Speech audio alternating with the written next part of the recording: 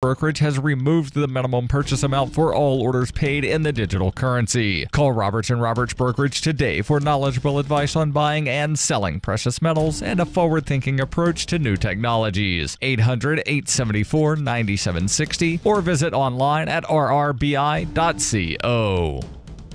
UPI reports the Seattle City Council unanimously approved a tax on big businesses to help alleviate the city's growing homelessness problem and a lack of affordable housing. The tax, which has been unofficially nicknamed the Amazon tax, named after the online retailer, which is headquartered in Seattle, will affect businesses that generate annual revenue of $20 million or more, according to a Seattle Times report. Those businesses, about 3% of all businesses in the city, will have to pay an extra $275 per full-time employee each year over the next 5 years, at which point the tax will expire. The tax is expected to generate nearly $47 million, which will be used to build 591 low-income housing units by 2023. The original tax proposal was nearly twice as high, but the City Council chose to approve a thinner version of the proposal. Amazon is the city's largest private employer and will pay the most under the new tax law. The company lobbied against both versions of the tax proposal.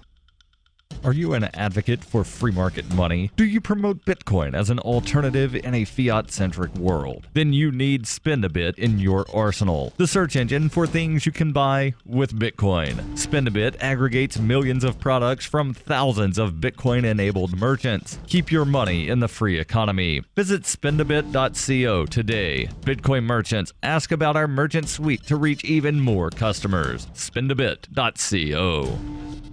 Reuters reports sports fans on Monday shrugged off a U.S. Supreme Court ruling that could open the door to legalize sports betting, saying it would likely have little impact on baseball, basketball, and football games already subject to off-the-books gambling. The nation's top court struck down a 1992 law that widely outlawed gambling on college and professional sports, calling it unconstitutional and likely touching off a rush by gaming businesses and states to cash in on an expected multi-billion-dollar industry. A group of hockey fans gathered at the Red Rock Casino to watch the Las Vegas Knights take on the Winnipeg Jets in the NHL playoffs saw the legalization of sports betting as having little impact on the Las Vegas tourism or gaming economies. Experts, however, caution that illegal gambling was likely to disappear just because sports fans could make legal wagers and that professional sports leagues would likely take a cautious approach. George Belch, a marketing professor at San Diego State University and co-founder of the school's sports management MBA program, said that on the one hand, the major sports leagues would welcome the television viewers that gambling could attract in a time of declining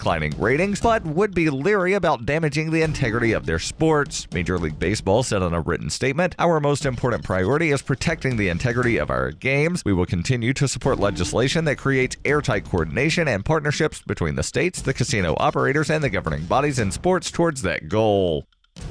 This has been FPP Radio News. Online at fppradio.com. Well, folks, look who came crawling back to Pennington. That's right, Jeff Statsky. Just 4 years after leaving town to make it as a songwriter and musician on the East Coast, Mr. Hot himself, Jeff Statsky, has returned. Locals are simply stunned that Mr. Ambition himself would deign to move back to Pennington, the town he once said, quote, wasn't big enough for his music. Tuffy's Bar is even planning a welcome home party for the would-be Bob Dylan. We got a nice cushioned stool for his precious little East Coast ass. Hey, Jeffy boy, we got the radio on. We're still waiting to hear that big song of yours. Where is it? Local business owners say Statsky might have just as hard a time finding work here in Pennington as he did when he was trying to be a dainty little songsmith in Coolsville. Oh, sure, I could set him up with a job, no sweat. Oh, wait, come to think of it, we don't have any openings right now for tambourine-shaking pansies who got dick-slapped by the big city. This is the Onion News Network.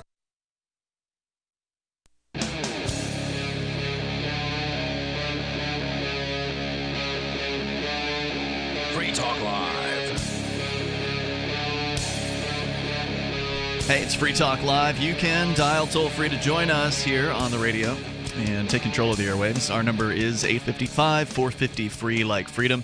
That's 855-450-3733. Skype username, if you want to call us there, is lrn.fm. And also, we've got the Discord on-air call-in line room, which allows you to get on the air with us and sound better than I think both the phone and the Skype. So if you want to hop into Discord, just jump over to discord.fm/free www.lrn.fm. You can get started there. Joining you here tonight, it's Ian. And Conan. And Darryl. Coming up, a cop versus an alleged speeder.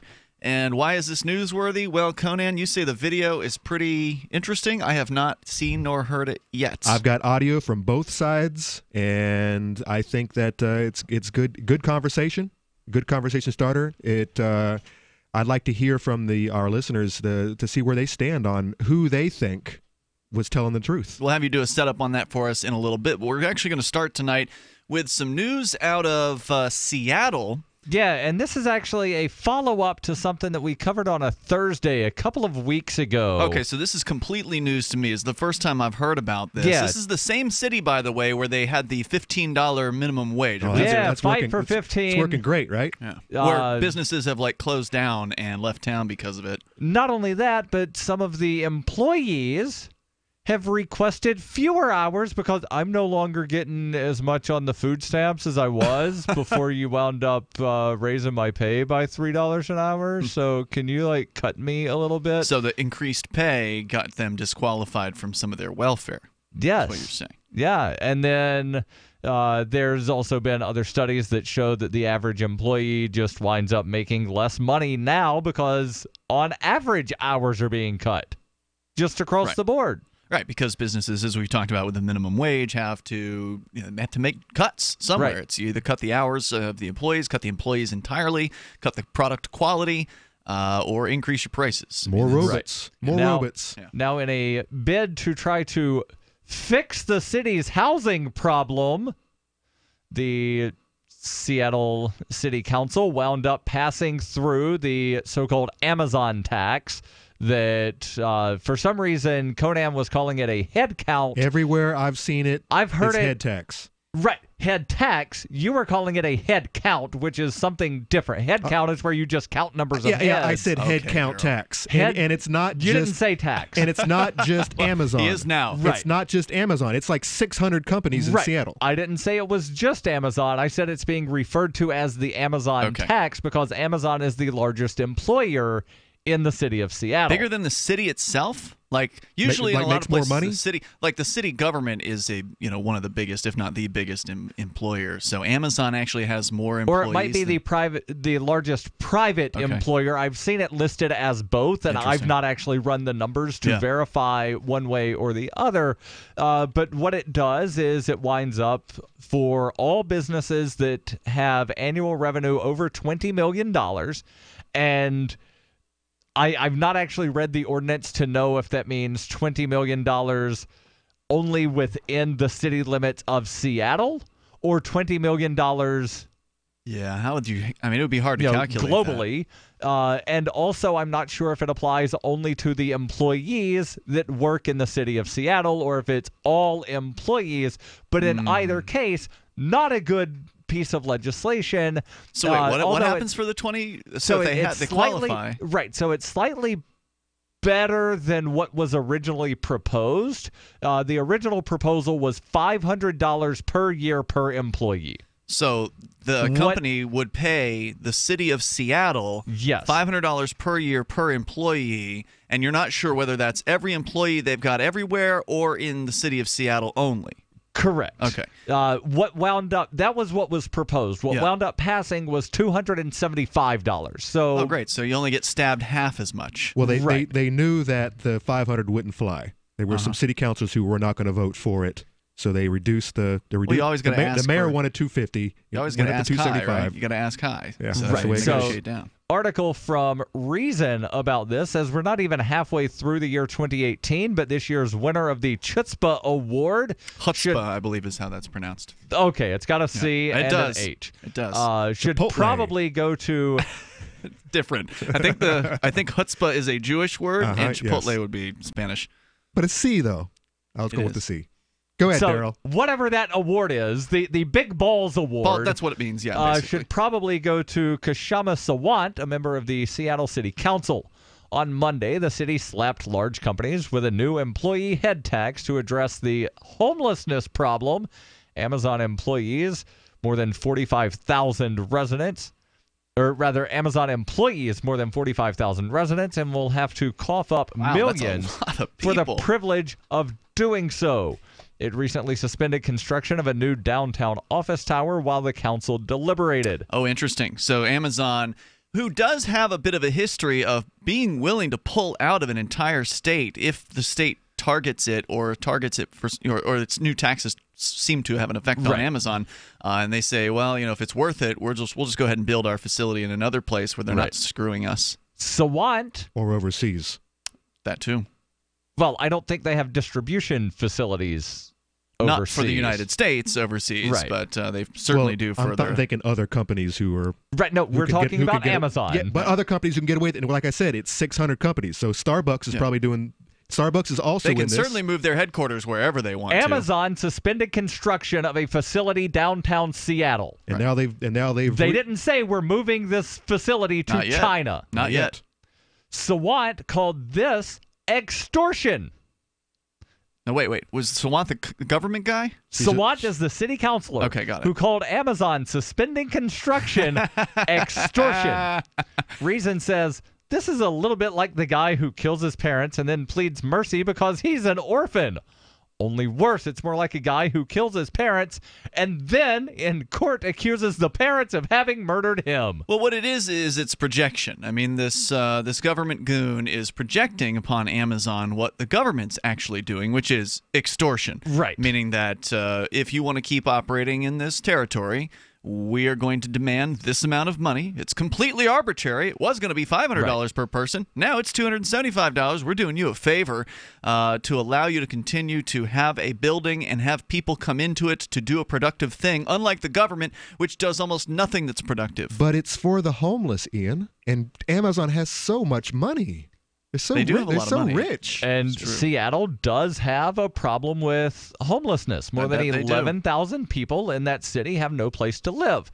Some people have actually tried to blame Amazon, claiming that, quote, since 2010, when Amazon opened its first headquarters in the South Lake Union area of Seattle, housing costs have skyrocketed. Yep, cost of living has gone through the roof since they moved in. But while Amazon's growth might have exacerbated housing costs, it hardly started the spike. Before you go on here, I mean, clearly it's not just Amazon, but if indeed there's a high demand on a thing that has a very low supply, well, let's presume housing here is not being built. They're not building them fast enough. Right. Blame the government for that, because I guarantee you the city of Seattle and the state of Washington also, they together have probably tremendously burdensome requirements on construction projects, and making it difficult to acquire and build on land without paying all kinds of bribes and fees and applications and all that. Even in and I'm going to call it a town that we live in, because basically we live in a town. The city of Keene. A town with a city council. They had something on their Facebook a couple weeks ago reminding people that if you build a structure that is more than 125 square feet, you need building permits and this and that and all kinds of other things. So basically, you want to build some tiny houses for homeless people to live in? Sorry, you can't do that because you need permits. And the permitting process, it isn't necessarily easy. And you better make sure that you're building it in the right zone. Well, I'll tell you one thing. Because that could be a problem as well. And by the way, they do the same thing with the stupid dog permits. You've got to get a permit to build a dog?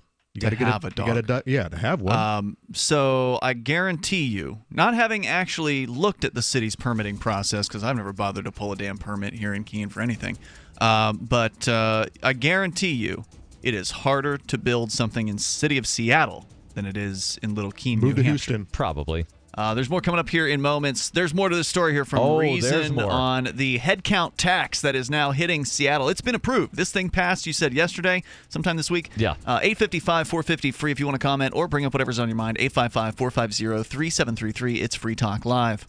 What's more profitable, running your business or doing bookkeeping? Doing your business, of course, but you want to keep your books so that you can maximize your tax savings, right? What if I told you that there's a person that's a bookkeeper, accountant, and law school graduate that's also a hardcore libertarian? My name is Melanie Johnson, and I hate the state. I will aggressively help you to minimize your tax exposure and maximize profits, all while staying within the law. Melanie's your best choice for your taxes and bookkeeping needs. Go to tax.freetalklive.com and check out our website, tax.freetalklive.com. The Bitcoin.com wallet is a simple and powerful, full-featured wallet that allows you to send and receive Bitcoin Cash and Bitcoin Core with anyone, anywhere in the world. It supports both single and multi-signature wallets and is available in multiple languages. The Bitcoin.com wallet is available on Windows, Linux, Mac, Android, and iOS devices. Learn more at wallet.bitcoin.com. Imagine this is you. You're working late when you get an alert on your smartphone. Your motion-activated Blink security camera picked up something at home. You pop open your Blink app and see the silhouette of a man peering through your kitchen window. The job of a home security system is to help stop crime. Get 3 Blink cams for way less than the other guys, plus an extra 15% off. Visit blinkprotect.com/FTL, like Free Talk Live. Blinkprotect.com/FTL to save 15%. The Bitcoin.com wallet is a simple and powerful, full-featured wallet that allows you to send and receive Bitcoin Cash and Bitcoin Core with anyone, anywhere in the world. It supports both single and multi-signature wallets and is available in multiple languages. Use the Bitcoin.com wallet to buy, send, store, and receive both Bitcoin Cash and Bitcoin Core. Learn more at wallet.bitcoin.com. Why did you move to the Shire? I moved here to the Shire because there's other people around who take liberty just as seriously as I do. I moved to the Shire because I saw videos of people challenging authority and thought that I could get support myself. It called to me, like, do this right now. I wanted to be around people like me who got it. And once I got here, I knew there was nowhere else that I wanted to be. I've always wanted to change the world. So I moved to the Shire to join people who were actually working towards doing the same thing. The people here are awesome, loving, and positive. It was for the adventure and for the feeling of something important is happening here. And I just wanted to come to sort of be part of that. Visit ShireSociety.com to read and sign the Shire Society Declaration and learn the reasons why, if you love liberty, you should immigrate to the Shire. Plus, add yourself to the Shire map at ShireSociety.com. That's ShireSociety.com. Did you know you can watch Free Talk Live during our live show 7 days a week from 7 to 10 p.m. Eastern via our studio cams at cam.freetalklive.com? Plus, you can chat with other listeners while you watch, all totally free. Now that our live video stream is hosted by YouTube, our video archives will be online even faster, so be sure to subscribe to our YouTube channel. Listen, watch, and chat all free at cam.freetalklive.com. That's cam.freetalklive.com. We've all heard about blockchain assets like Dogecoin, Ether, and Ripple. Bitcoin isn't the only player in the blockchain game any longer. And for those of us wondering how to get our hands on these digital assets, finally, there's a solution. Shapeshift.io allows you to buy and sell between your digital assets and Bitcoin instantly between your own digital wallets. I've used it with ease. Shapeshift.io. There's no account or email address needed. You send them the crypto you want to sell. They send back the crypto you want to buy. It's that easy. Shapeshift.io.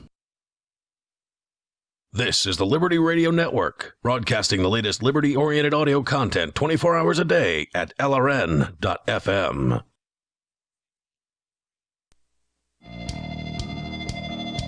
Free Talk Live. Dial on in, toll free. Join us on the radio waves. You can bring up whatever you want. We are talking about...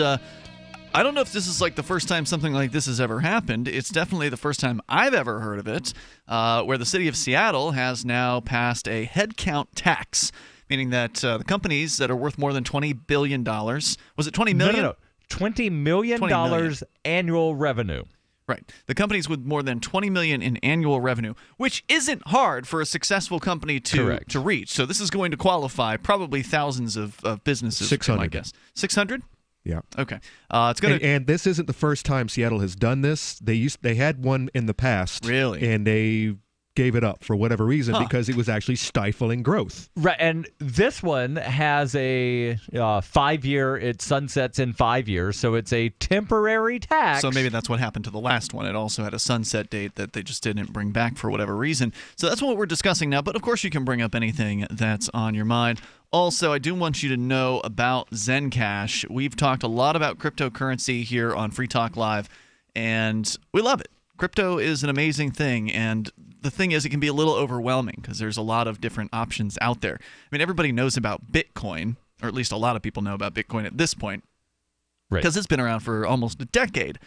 But not a lot of people know about Zencash because it's one of the newbies. It's one of the new kids on the block. It started in 2017. Why should you care? Well, if you love freedom and you care about privacy, Zencash is one of the best options out there. In fact, it's got some of the best technology available, the zero knowledge anonymity, which of course, anybody can have these days because all these projects are open source. Anybody can copy whatever tech they want, which is pretty cool. But on top of that, so not only do they have some of the best privacy technology, but they also have the voluntarist founding, meaning that people who believe in voluntarism actually created this particular crypto. So people who understand voluntary interaction, people who understand economics, who love freedom, they're the ones who are behind Zencash. So go to zencash.com. You can learn more about it there. Once again, that's zencash.com. As we continue here, Darryl, you're sharing a story from Reason.com, kind of outlining what's going on in Seattle. The claim is there's a problem with homeless, and so therefore they need to tax employers who are fairly successful to the point of $270 per employee. $275 per employee. Per year. And they're actually blaming Amazon for this problem because of the cost. They're the number one employer. Because the cost of living is skyrocketing. And they're claiming that's happening because Amazon has had all these hirees or whatever who want to move to the area. Apparently that's part of the claim. The article here continues. Mike Rosenberg, the Seattle Times real estate reporter, noted recently that the population of King County, of which Seattle is the county seat, has grown 26% since the year 2000. That's pretty significant. That's a boom town. Yeah. For many decades, the median number of people for every home on the market had been around 230. He says, but today the area has more than 1,000 people for every home on the market. So demand has skyrocketed. 1,000 people? I don't understand. What was that number? What were those numbers? Says for many decades, the median number of people. The median number of people. Meaning half more than that, half less than that.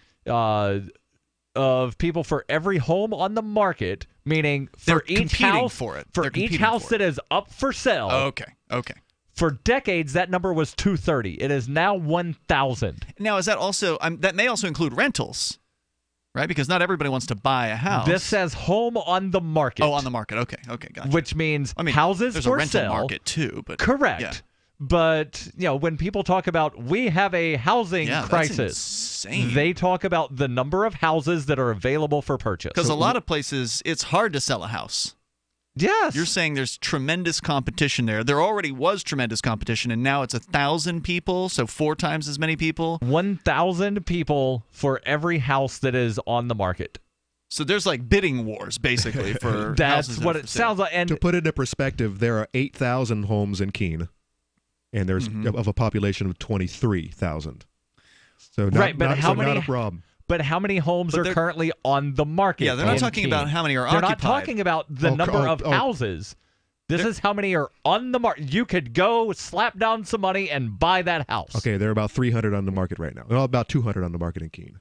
But the question here is how many are competing. You're saying that 250 number to 1,000 is the number of people competing to buy every house on the market? No, that is the number of people in the county for the number of houses that are on the market. I don't know if that's the number of people that are trying to buy the house. It doesn't say that. I'm still confused by that. Let's just move on. I don't know what that means. But the point is that demand for housing has skyrocketed, but supply has remained short thanks to Seattle's own policies. Of course. 69% of the city's residential properties are single-family homes. For comparison, the city of Boston, the comparable figure is 14%. Whoa. In Brooklyn, it's 20%. Meaning that in the Boston and Brooklyn markets, there's a lot of urban apartments, not single-family homes. Well, there could be duplexes, there could be apartments, there are a lot of things other than single-family dwelling. Yeah. It says this is because the vast bulk of Seattle's residential land is zoned for single-family homes rather than apartments, condos, etc. As Rosenberg explains, quote, under the current laws, expanded housing is essentially banned in those areas because only single-family homes are allowed and there's no room left to build anymore. Right. You can't build a condominium. They won't let you. Yes. You could, in theory, if there was freedom to do with your property what you wanted, you could actually just build a large, multi-storied building and concentrate people in an area. But these brilliant city planners in Seattle decided apparently some point in the past that they just wanted to have suburban areas with, homes and yards and white picket fences. Right. And, we don't know what their definition in Seattle is of single-family home, but we know it ain't a condo. Well, we know in Keene you're not allowed to have more than 4 unrelated people live in a single family. Well, that's true. And also in Keene, they won't let you build larger than a 4-story building. Right. And so there's just or have a sign rules in your yard. Yeah, there's just stupid rules. Right. So I'm just pointing out that, even if somebody is renting a 4-bedroom house, they might not be able to have more than 4 people living in that house. Yeah, which again increases the demand and reduces the supply. This concentrates multifamily properties, apartments, and the like in a few isolated areas that are left, creating a bidding war for those living quarters as well. Wow. An article in Huffington Post cites research by Zillow, which suggests for every 5% hike in the real estate rates, in Seattle, 258 people become homeless. Moreover, rents rose almost 3 times that much just last year. 3 times the 5% hike. So average rent went up 15% in the last year in Seattle. The obvious sensible solution to a spike in demand would entail letting supply rise to meet it. Relax zoning and other forms of restrictive regulations to allow denser multifamily buildings in more places around the city. So, of course, Seattle's leaders have decided they should tax Amazon instead. They can use the money for affordable housing efforts, or at least that's the theory. 600 companies are going to qualify for this. So just to be clear, it's not just Amazon that they're hitting. There's more. There is more. Right. And I've pulled up Zillow, by the way, for the Seattle market, and let's see how low these, because we've looked at Detroit before, where it's like a wasteland of properties. And this should be the opposite. We'll come back with more here on Free Talk Live. If you want to comment, join us. Want revenge on the common housefly? Well, after 10,000 years, someone has finally come up with a better way. The Bug Assault, a miniaturized shotgun, which utilizes ordinary table salt as ammunition. Non-toxic and no batteries required. So much fun, you'll forget you have a wife and kids. $39.95 and free economy shipping. Use discount code GCN and get an extra 10% off your purchase at bugassault.com. Fire your fly swatter. Get your Bug Assault today. Hunters, anglers, campers, and survivalists. Get back to nature. Expand your horizons with the highest quality, most versatile, unique slingshots and sling bows on the market at slingbow.com. Sling bow products are compact and models start from just $17.98. They're perfect for your bug out bag or storing in your vehicle. Give yourself and your loved ones the excitement and tradition of sling bow. A new frontier in archery and truly modern twist on this primitive survival tool. Feel the thrill only at slingbow.com. So the protection of life, liberty, and property is what the Free State Project is all about. But it's an effort to move 20,000 people who understand. It's about demonstrating to the entire country that, yeah, we can have a free market, a truly free market. Making it just a freer, great place to live. It's the world's largest voluntarist libertarian community, and it's only getting bigger. That's amazing, to be able to move to a place where other people passionately believe in being free and independent. What the Free State Project is managing to do, though, is to put their money where their mouth is. It's physically getting up across the country and saying, let's go someplace and let's demonstrate the power of these ideas. There's a lot of kind of philosophy that surrounds liberty. There's a lot of thinking about it and talking about it. But here in New Hampshire, people are doing it. 101 Reasons Liberty Lives in New Hampshire, a documentary by Free State Project Early Movers. Watch it free at 101reasonsfilm.com. 101reasonsfilm.com. When you hear the word lobbyist, you probably think about greedy corporations, but not all lobbyists are the same. Some are fighting for the freedoms you hold dear. Liberty Lobby LLC is doing just that in New Hampshire, working hard to represent you, not some special interest group. You can help by going to libertylobby.info, where your contribution will give us the tools we need to ensure that your voice is heard. Visit libertylobby.info today to find out more. Did you know we've taken our LRN.FM telephone listen line to a new level with the LRN.FM audio on demand line? Now you can call 712-770-8447 anytime and listen to LRN.FM's live feed. And you can listen to a bunch of our original shows on demand. Long distance fees may apply. Just dial 712-770-8447 and choose from the menu. 712-770-8447. You know how annoying it is when someone keeps stopping mid-sentence as though he or she were asking you a series of questions? Avoid doing that. It sounds unnervingly tentative, and it imposes upon the listener to help you complete the thought. And if you're a job seeker, this alone could be a deal killer. An effective communicator sounds more confident. Complete the thought. Avoid making the listener impatient. With money and attention so scarce now, effective communication skills have never been more important. Cutting through the clutter rather than blending into the blah, blah, blah will help you connect better no matter what the conversation. For more tips, hit survivalspeech.com. I'm Holland Cook. Survivalspeech.com. You can sign up to receive the latest about the Liberty Radio Network via our email updates at updates.lrn.fm. That's updates.lrn.fm.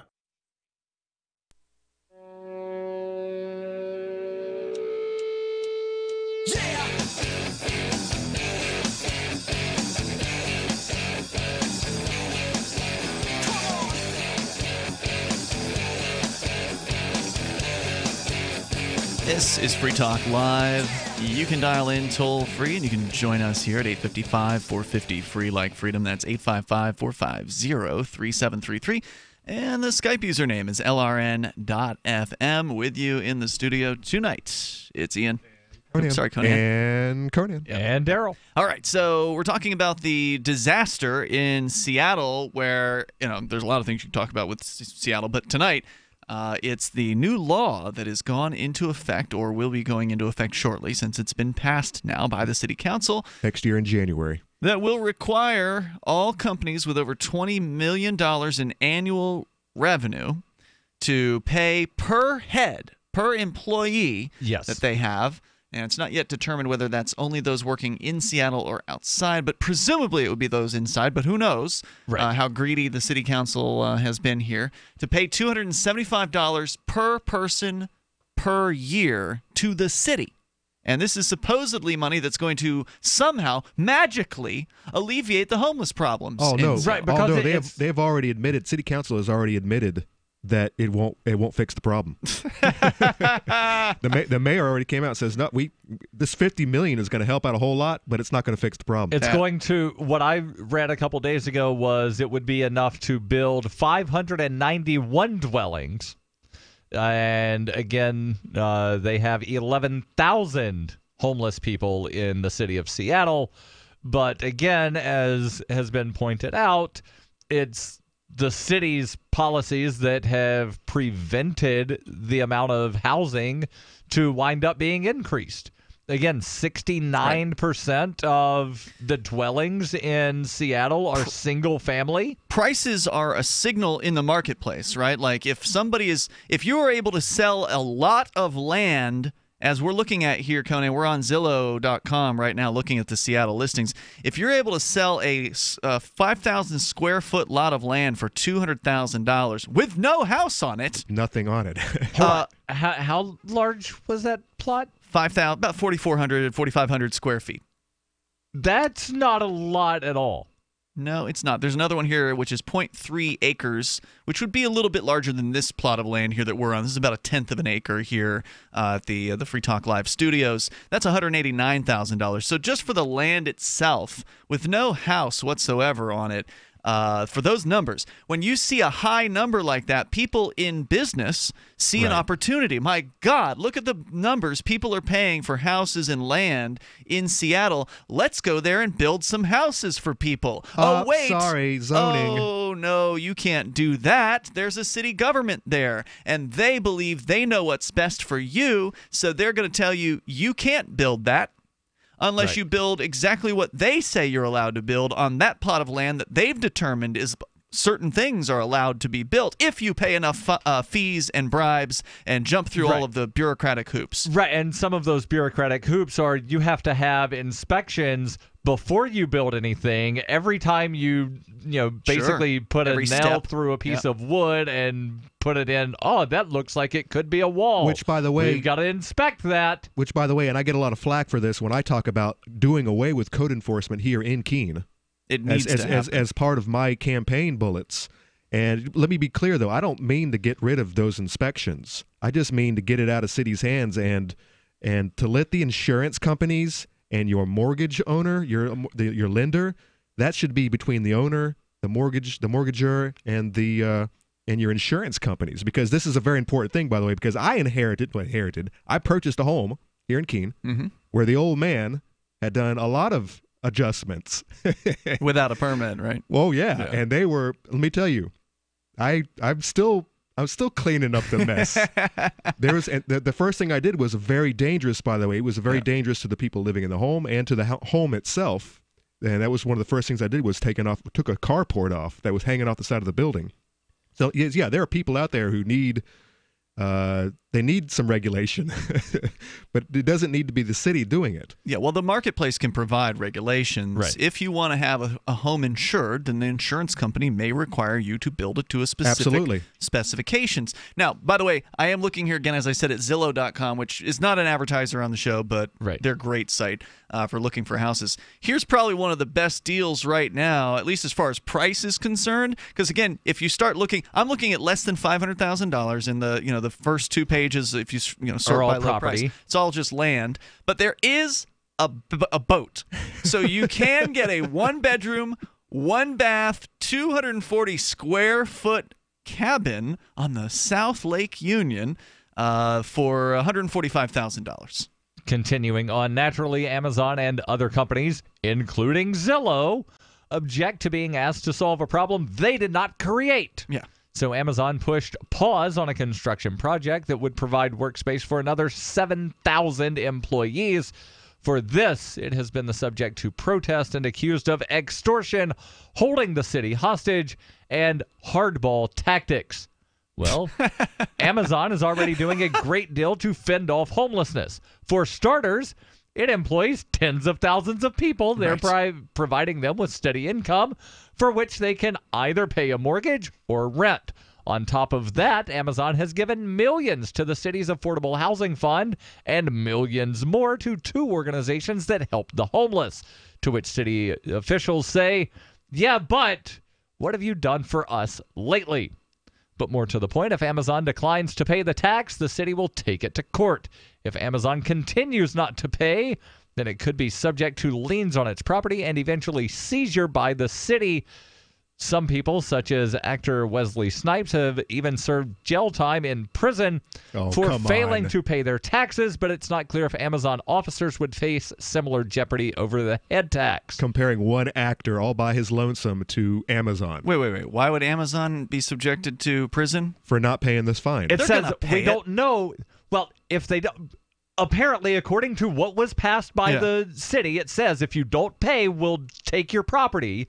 But it's not clear what happens if they wind up saying you're not taking our property. Does somebody go to prison? You know what? Usually that's what happens. Men with guns will come. Does reason get into the constitutionality of this move and if it's even legal?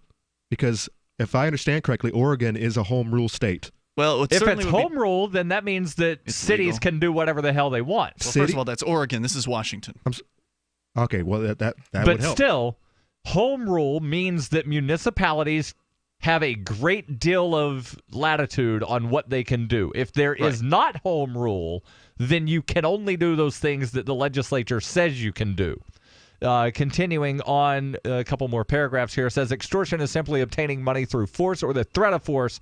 So if anybody is practicing extortion, in this case, it's the city, not Amazon. Amazon is not threatening anyone with force, and it isn't demanding money from anyone else. They're just saying we might leave. At least not in Seattle. The company has shameless gold digging is shamelessly gold digging for a second headquarters known as HQ2, but that's another story entirely. Yeah, I mean, Amazon is not an innocent corporation. I'm sure they've done all kinds of things with governments to get tax breaks or whatever, and that's a good point, by the way. Which, of course, forces everybody else to make up the difference. And so, I mean, by no means are we lauding Amazon here for everything that they do, but in this case, they, like all the other businesses with over $20 million in annual revenue who will be affected by this very same tax, they're not going to commit civil disobedience. They're not going to refuse to pay the tax. They're either going to pay the tax, or they're going to pay the tax while they plan to move their headquarters and then move their headquarters to a city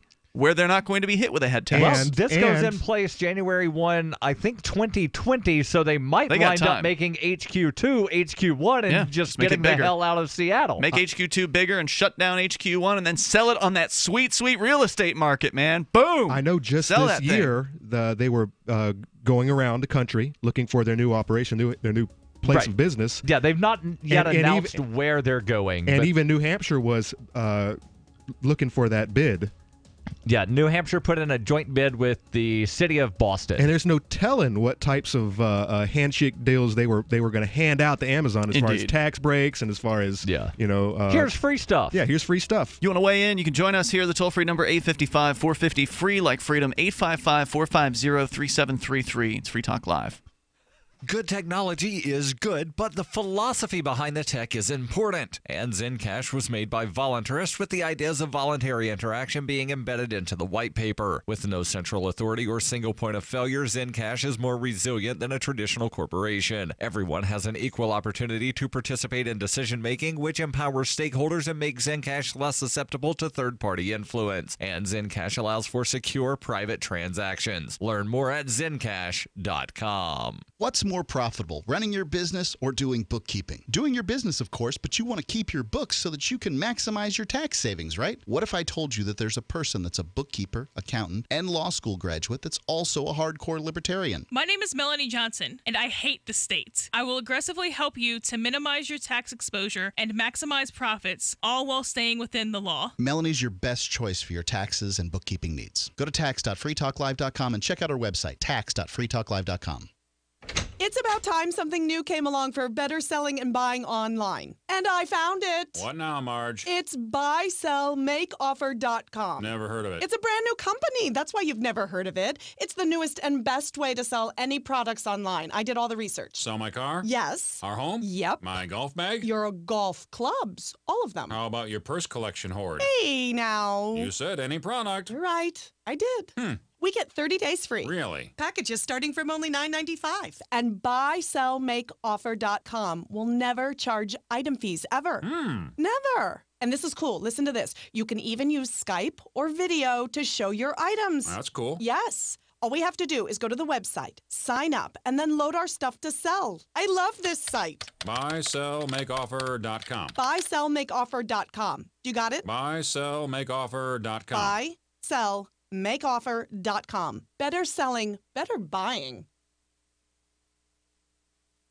Free Talk Live. If anybody else wanted to know how to do it, y'all gave them the information, and plus how to get illegal drugs, how to get hand grenades, and I mean, this is a free country, but I don't, but you gave out web addresses, Silk something. The Silk Road is a revolutionary website that allows people to buy from the black market in a much safer manner than they currently buy, and I'm all about harm reduction, Bob. I think that reducing harm... This is great for a free country. Let's get everybody on to safer illegal drugs. Do you think anybody did crack after watching our show that had never done it before? That's part of your liberty, that because it's okay with a lot of people, So let's make sure we have it. Let's keep advertising. No, on I this think radio. that it is not my right to tell you what is right or wrong to put in your body, and nor is it your business to tell me what is right or wrong to put in my body or what I'm going to do with my uterus. Free Talk Live, 7 nights a week from 7 to 10 Eastern, live on the Liberty Radio Network at LRN.FM. If you want to know the latest about Free Talk Live before we go on the air, all you need to decide is how you want it delivered. It's your choice. Visit news.freetalklive.com. You can get emailed announcements and participate in contests via our email updates list. Plus, we have a Twitter account that you can follow and a Facebook page where you can become a fan. So visit news.freetalklive.com to get news about Free Talk Live as soon as it's announced and the way you want it delivered at news.freetalklive.com. That's news.freetalklive.com. Hi, this is Mark Edge of Free Talk Live. Michael W. Dean's book, User's Manual for the Human Experience, changed my life. In a culture that attempts to turn you into a compliant victim, this book gives you implementable steps on everything from how to be aware of your environment, walking down the street, to business, to how to handle a toxic person in your life. If you're a human, you need to read this book at least once. Go to Amazon and get the Kindle version, or paperback, or an audiobook of A User's Manual for the Human Experience. What's up next? Visit the Liberty Radio Network program guide to find out at shows.lrn.fm. That's shows.lrn.fm.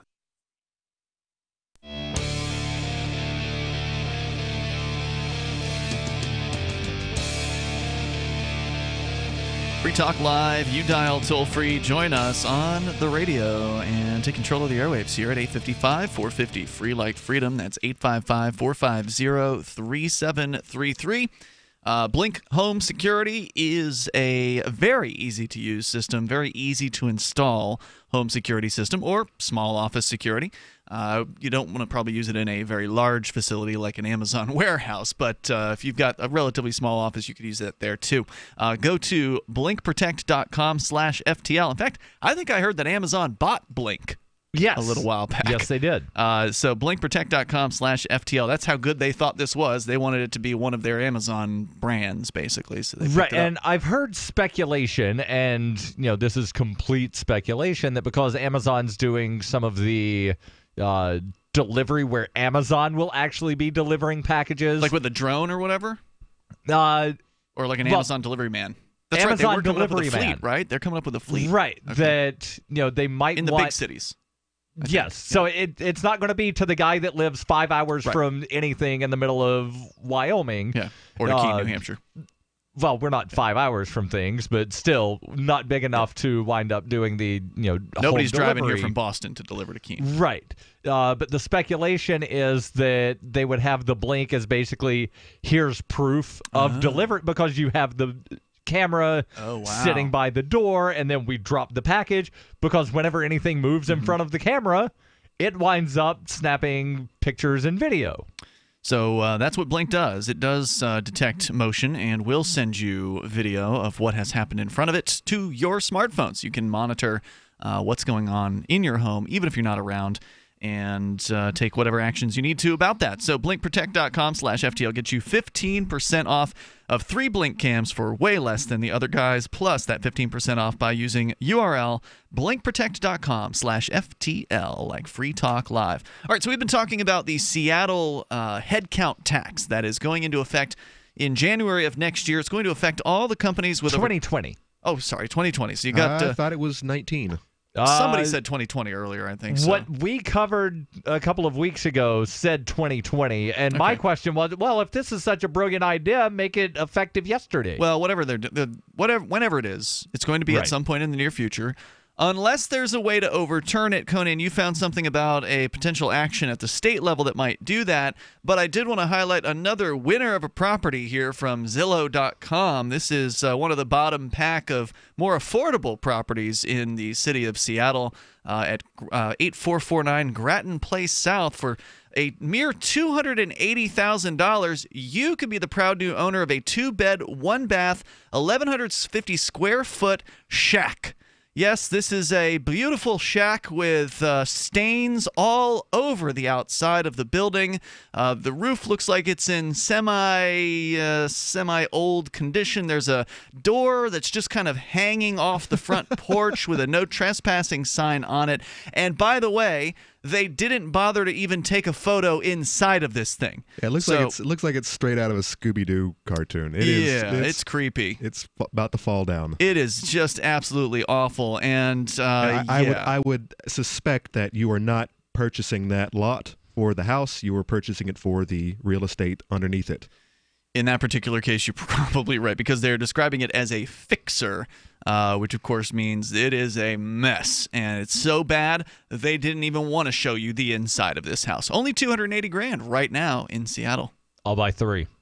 Yeah, I'm can't. joking. There's not even, you couldn't possibly buy 3 of this home in Seattle. There's hardly anything available, and there's what is available is very, very expensive. And we're just talking about real estate. I mean, we're not talking about the cost of food and gas and whatever. Sure. There's a lot of other things that you need to survive, not just a roof over your head. Now, Conan, did you say just before the break the break ended there, you were talking about some kind of story about a state representative that's making a big stink about this?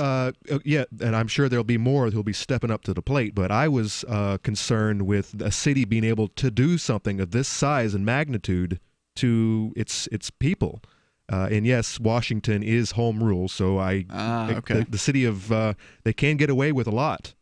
But this particular senator, Mark Skozler, believes that they can't get away with it. He's actually drafted a bill, a very, very simple bill that would prevent cities, municipalities from doing this type of nonsense. But he says the Seattle City Council wants to tax anything and everything, but they forget that they only get their power to tax from the state constitution and the legislature. Neither of these has given the city the ability to penalize its largest employers for the thousands of jobs they bring to Washington. My bill, and I'll get into that in a second, will make it explicitly clear that it is illegal for cities to impose a tax based on the number of employees, their wages, or their hours. The council is completely oblivious to what it takes to keep their job creators in our state. Socialist council members swant. Hold on. Wasn't this a tax that's based on the revenue of the business? He said he wants to stop them from basing it on the number of employees and a couple of other things. Their wages or their hours, and it only affects employers over 20 million. Right. So large employers have to pay a tax. Right. Based on, and the way they've actually written it, there is a formula for the wages, but it works out to somebody that works 40 hours a week. Okay. And, however much winds up, it's $275 per year. So it's an employee that's there for 10 hours a week is maybe not going to be subject to this particular tax? No, all employees for businesses that are large enough. So it's not based on the number of employees. Based on their money that they make. It's based on the amount of wages that they earn. The wages, okay. And there's a maximum cap of, so let's say that, Ian, you make $1,000 an hour. They're not going to wind up, applying that money past the cap of $275. But somebody that makes minimum wage and works 40 hours a week, at the end of the year, that employee would have wound up, the business would have to pay the full $275 on them because that's the way the formula works. And by the way, we were talking about the number of employees that we're actually talking about. They expect to make close to $50 million off of this. The city. At $275 a head, that would be 182,000 employees. So wait, I'm still confused, Darryl. Are you saying that somebody who makes a lot of money, that the company's not subject, that person is not subject to the tax, but somebody who makes a little bit of money is? No, that's not what I said. You said I made $1,000. There's a cap. Okay. And cap means you're not going to pay more than $275 for your employee. So it doesn't matter if the employee makes $1,000 an hour. Okay, I thought you said I wasn't going to pay. $10 an hour. Okay. No, the $1,000. It's $275 flat. Is there a lower amount that they would pay? It's so it's $275 per. No, there is a lower amount. It's a certain amount per hour per employee. Okay. But if somebody is minimum wage and works 40 hours, it would hit $275. But if they're minimum wage and work 10 hours, it might only be $150. Right, and the employer would have to pay that. But I was reading something from Huffington Post that they've worked something out to where the first 3 years it's a flat fee, and then the calculations come into play. But they're basing the $275 based on the calculations that kick in that third year.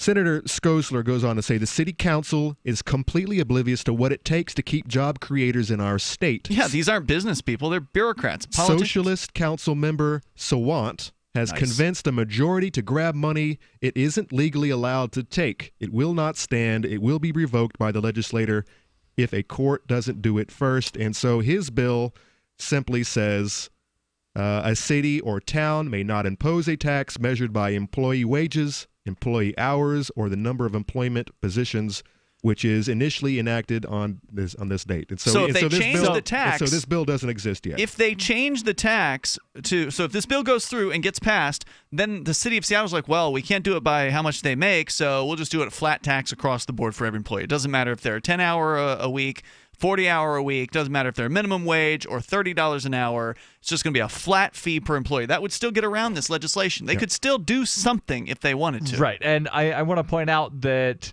this senator calling Kshama Sawant a socialist, that's not him being derogatory.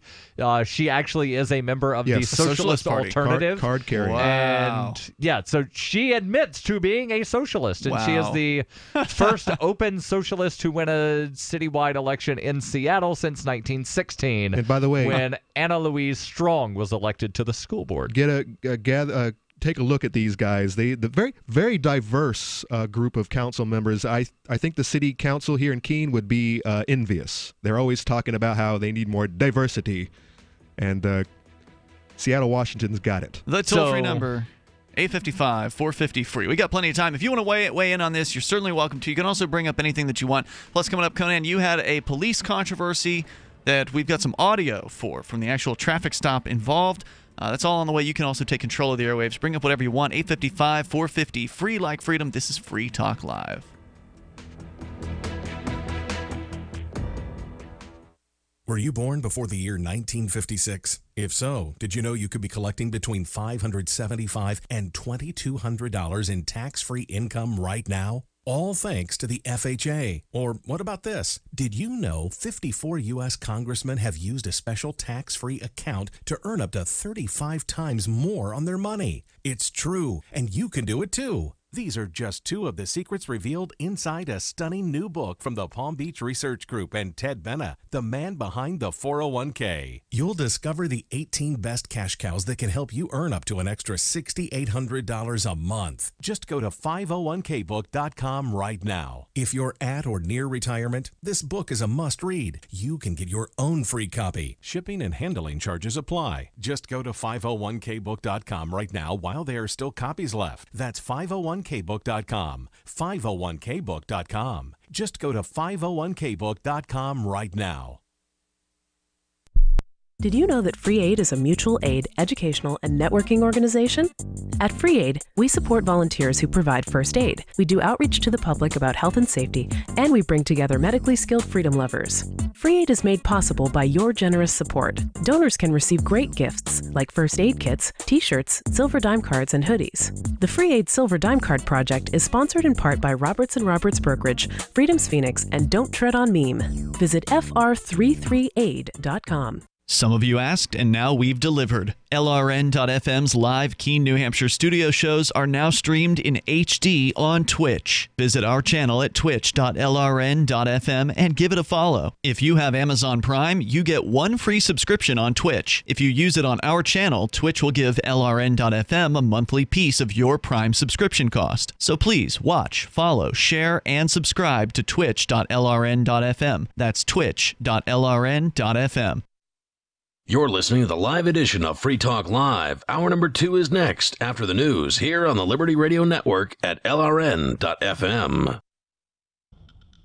From Keene in the Shire, the Liberty Media capital of the world, this is Darryl W. Perry, host of FPP Radio News for Tuesday, May 15th, 2018. Silver is trading at $16.32 per ounce. Gold is valued at $1,303 per ounce. Zencash is trading at $31, and the average price of Bitcoin is $8,763.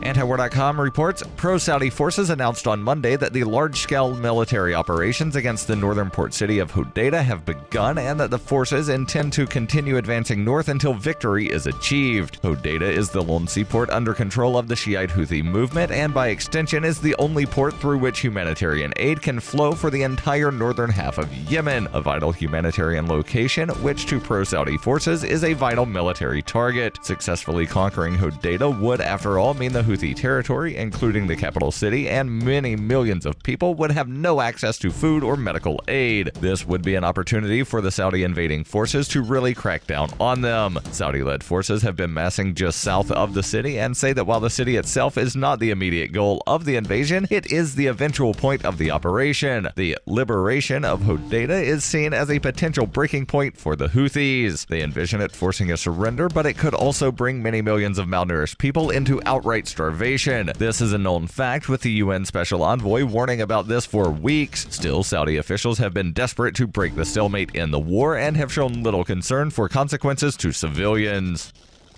For over 40 years, Roberts & Roberts Brokerage has been a trusted source for buying and selling precious metals, and as a Bitcoin-preferred business, Roberts & Roberts Brokerage has removed the minimum purchase amount for all orders paid in the digital currency. Call Roberts & Roberts Brokerage today for knowledgeable advice on buying and selling precious metals and a forward-thinking approach to new technologies. 800-874-9760 or visit online at rrbi.co.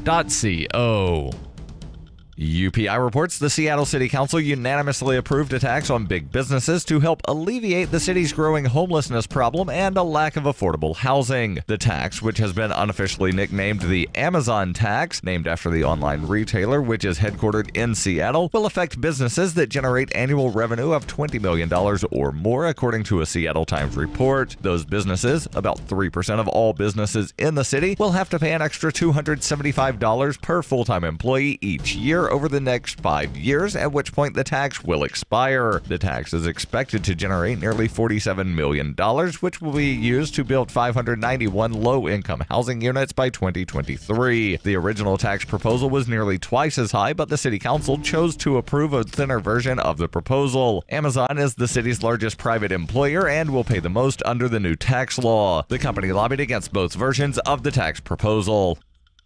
Are you an advocate for free market money? Do you promote Bitcoin as an alternative in a fiat-centric world? Then you need Spendabit in your arsenal, the search engine for things you can buy with Bitcoin. Spendabit aggregates millions of products from thousands of Bitcoin-enabled merchants. Keep your money in the free economy. Visit spendabit.co today. Bitcoin merchants, ask about our merchant suite to reach even more customers. Spendabit.co. Reuters reports sports fans on Monday shrugged off a U.S. Supreme Court ruling that could open the door to legalize sports betting, saying it would likely have little impact on baseball, basketball, and football games already subject to off-the-books gambling. The nation's top court struck down a 1992 law that widely outlawed gambling on college and professional sports, calling it unconstitutional and likely touching off a rush by gaming businesses and states to cash in on an expected multi-billion-dollar industry. A group of hockey fans gathered at the Red Rock Casino to watch the Las Vegas Knights take on the Winnipeg Jets in the NHL playoffs saw the legalization of sports betting as having little impact on the Las Vegas tourism or gaming economies. Experts, however, caution that illegal gambling was likely to disappear just because sports fans could make legal wagers and that professional sports leagues would likely take a cautious approach. George Belch, a marketing professor at San Diego State University and co-founder of the school's sports management MBA program, said that on the one hand, the major sports leagues would welcome the television viewers that gambling could attract in a time of declining ratings, but would be leery about damaging the integrity of their sports. Major League Baseball said in a written statement, "Our most important priority is protecting the integrity of our games. We will continue to support legislation that creates airtight coordination and partnerships between the states, the casino operators, and the governing bodies in sports towards that goal." This has been FPP Radio News, online at fppradio.com. According to attendees of a karaoke night at Charlie's Bar and Grill, a man 30 seconds into singing Michael Jackson's Man in the Mirror better get his act together and get it together fast. He up from the get-go, coming in late on that first line, singing totally off-key. He needs to shape up and get his head in the game pronto.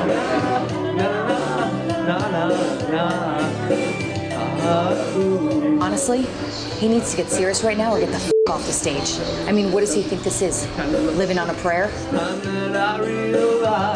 Claiming that this is turning into a train wreck, eyewitnesses say they are embarrassed for the man who has missed several key words despite staring at the prompter the entire time. You know, he could hit every last note for the remainder of the song, and I still don't know if that would be enough to turn this thing around. Man in the Mirror is the big leagues, so you better show up with your A-game. This is the Onion News Network.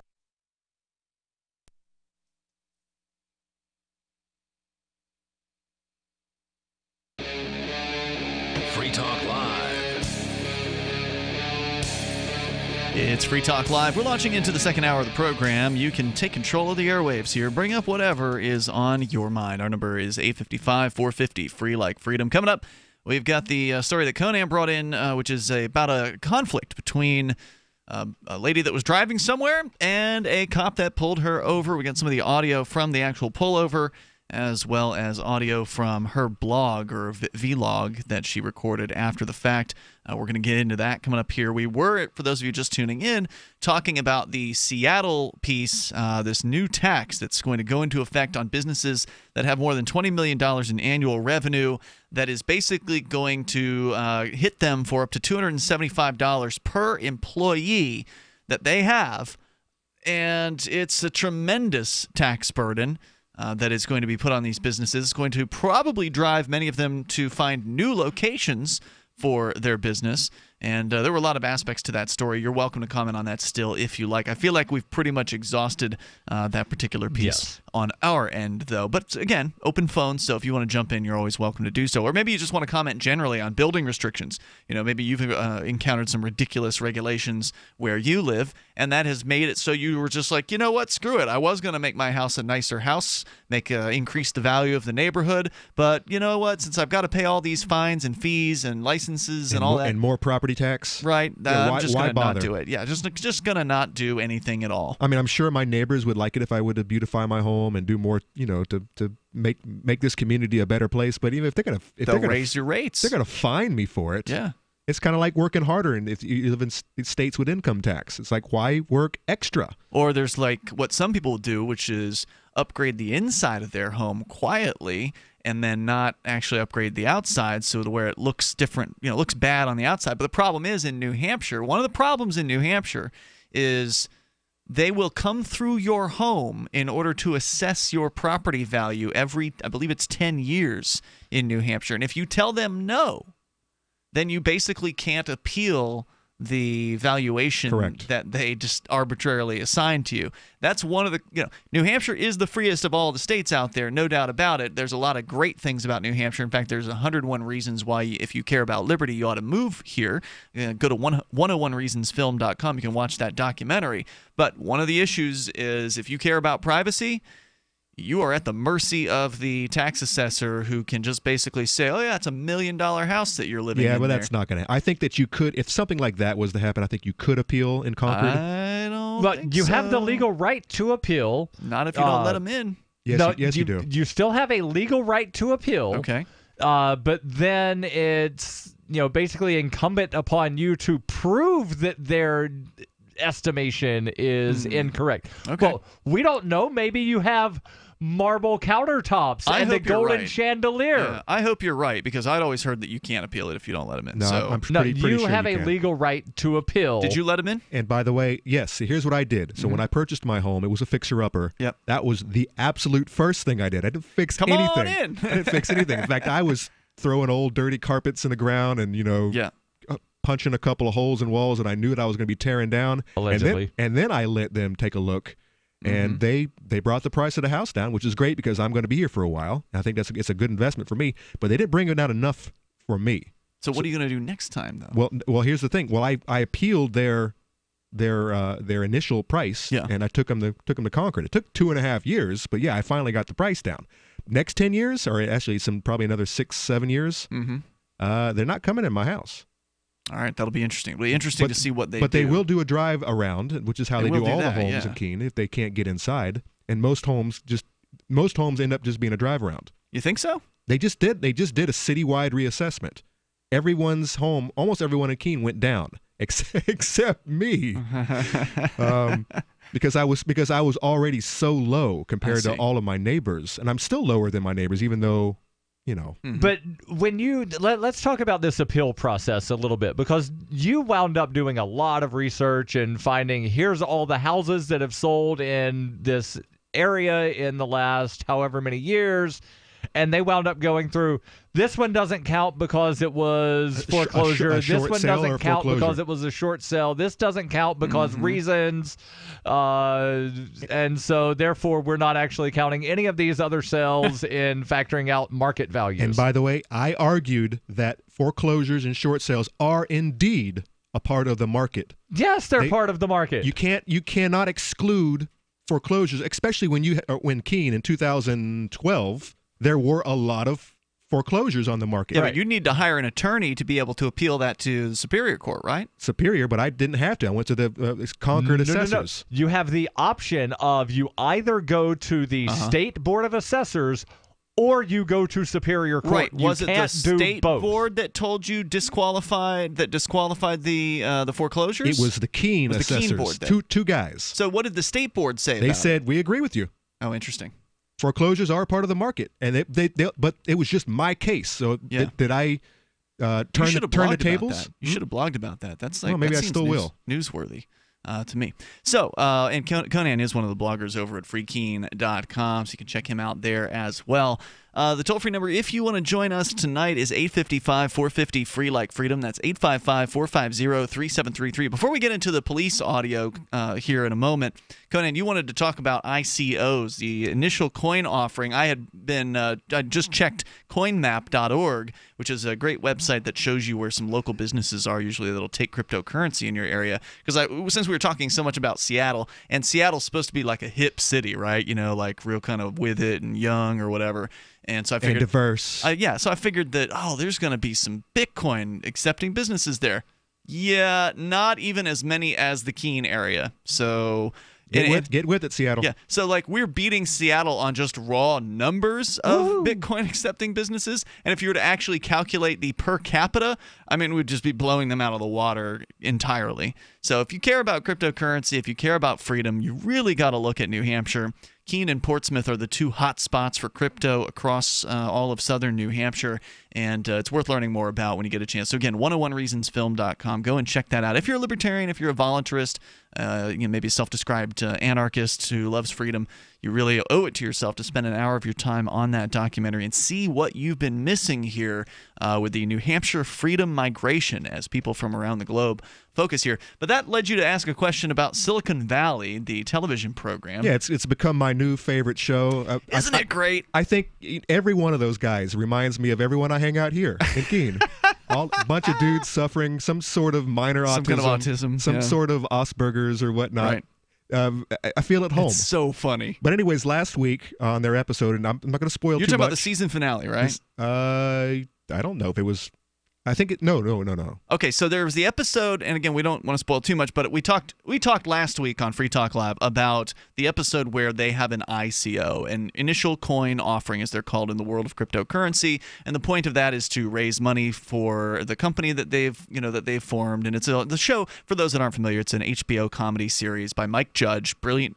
The guy who created Idiocracy, the guy who created Office Space, the guy who created King of the Hill, the guy who created Beavis and Butthead. Everything he's done has been hilarious. They decided to risk it all, and instead of investing in more employees or more building space, they decided to create this Well, it was actually initial coin offering, and I had never heard of it before. So they were going to go after what they call a Series B venture capital funding round. Right. So they had already had their initial funding round from their venture capitalists to get them where they were. And one of the characters in the show is like this really cold, calculating woman who is, she just doesn't care about anybody. Basically. No empathy. And she, right. And she, so they don't want to deal with her. And so one of the main cohorts of the company, the satanic or Satanist dude named Guilfoyle, proposes to his boss, hey, I've got an idea. Let's do an ICO. And you said you've never heard of that before. No, I have. As somebody who knows cryptocurrency. Initial coin offering? Yeah. I mean, the way I see it is it's like shares in the company, but I don't know how it works. So there's two types from what I understand. They actually touch on it in the episode you're talking about. So this was episode 7 out of 8, the one where they do the ICO. And they do mention in that episode, it's very accurate the way the writing is, that in the shares that you get, or you get these tokens out of these initial coin offerings, so we can come back and talk about it more, but you invest some cryptocurrency like Ether or Bitcoin, and in return you get these shares, or excuse me, shares isn't the right word, tokens. Sometimes those tokens represent sort of shares in the company, but sometimes they're what they call utility tokens. We'll explain that coming up here in moments. It's Cryptocurrency Talk on Free Talk Live. From the 6th letter of Captain Mark. A pirate's life is characterized by voluntary interactions. Unfortunately, the Crown presses everyone into involuntary servitude. Landlubbers believe slavery was abolished years ago, but the Crown still claims to own us when it crimps us into service against our will. Given sufficient ambition, it would gladly draft thousands of hapless victims to kill or be killed. It's simply slavery by another name. Landlubbers are routinely commanded to serve the so-called justice system in jury duty. But before you swell with civic pride, consider that how you feel is irrelevant to the Crown. You will appear as ordered or face punitive measures. The Crown insists that you participate in your own oppression. A jury summons provides pirates with a unique opportunity to obstruct injustices. A juror can vote not guilty, even if it's proven the law was violated. A juror can acquit for any reason at all, and not even a judge can reverse that verdict. Receiving a jury summons is basically winning the sedition lottery. But if you reveal that you know this during jury selection, you'll probably be dismissed. If the Crown foolishly crimps a pirate into jury duty, it behooves the pirate to conceal their intention to nullify unjust laws. If a master takes 100% of your labor, it's called slavery. But if they only take 50%, they call it taxation, a difference of degree, not of kind. Whether the Crown claims a fortune or a cent is irrelevant. Most of all, a slave owner desires contented slaves, meaning thoughtless ones that accept their bondage. These house slaves see no contradiction in being drafted in a war to end slavery or summoned to a jury to prosecute tax evasion. An ideal slave knows no higher call than the master's will. The Crown's highest ambition is that its slaves revere the authority that subjugates them. But the Crown does not own me. I will not surrender my time and treasure to the Crown's ambitions. Join the conversation at pirateswithoutborders.com. Is spreading the message of liberty, cryptocurrency, and peace around the globe worth $2 per month to you? As you may already know, in addition to our internet feed, LRN.FM broadcasts on free-to-air satellite across North and Central America, as well as Sub-Saharan Africa. And we've been available on satellite for free 24/7 since 2010. The LRN.FM free-to-air satellite signal is reaching some of the most oppressive regimes in the world, and there's no doubt our ideas are making an impact. You can learn more about the channel's impact by watching the 3-minute video at fund.lrn.fm.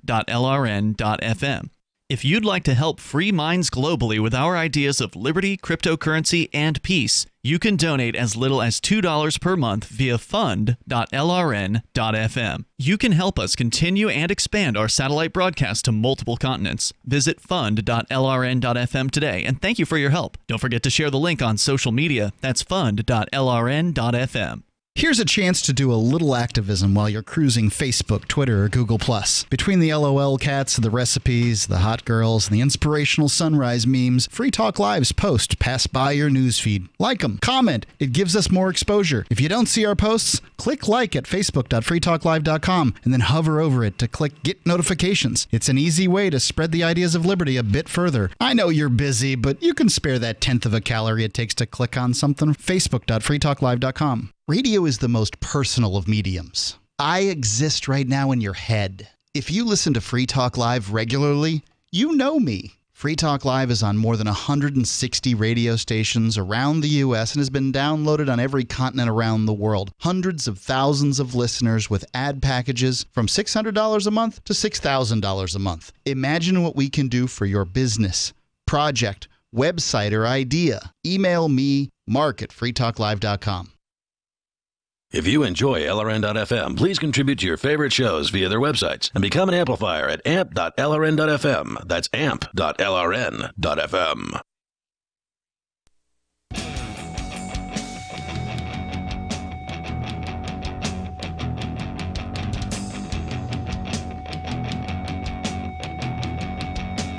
It's Free Talk Live.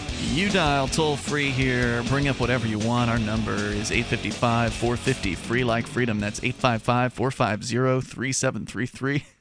Skype username is LRN.FM. Coming up, Forkfest is right around the corner. The second annual edition of this decentralized Liberty camping event in the beautiful White Mountains of New Hampshire at Rogers Campground, which is a place we've had the pleasure of going and broadcasting from various different festivals, everything from the Porcupine Freedom Festival to the Hemp Fest to the Cannabis Freedom Festival. And now this year we're back at Forkfest, which started last year. It was under a different name at the time, Somalia Fest, Shire Fest. People had different names for it, and they may indeed have different names for this one.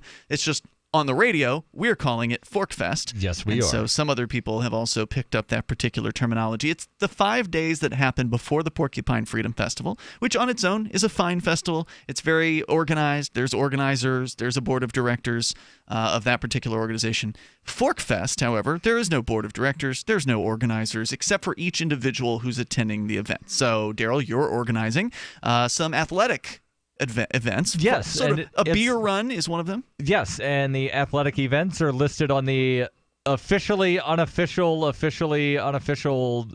calendar. There is a calendar that somebody created, and that's the officially unofficial official calendar. That's on there's links to it on the forum, the Forkfest forum at the moment. There was talk about a competing calendar as well, because some people don't like Google. So we may end up having multiple calendars competing at Forkfest, which I think is great.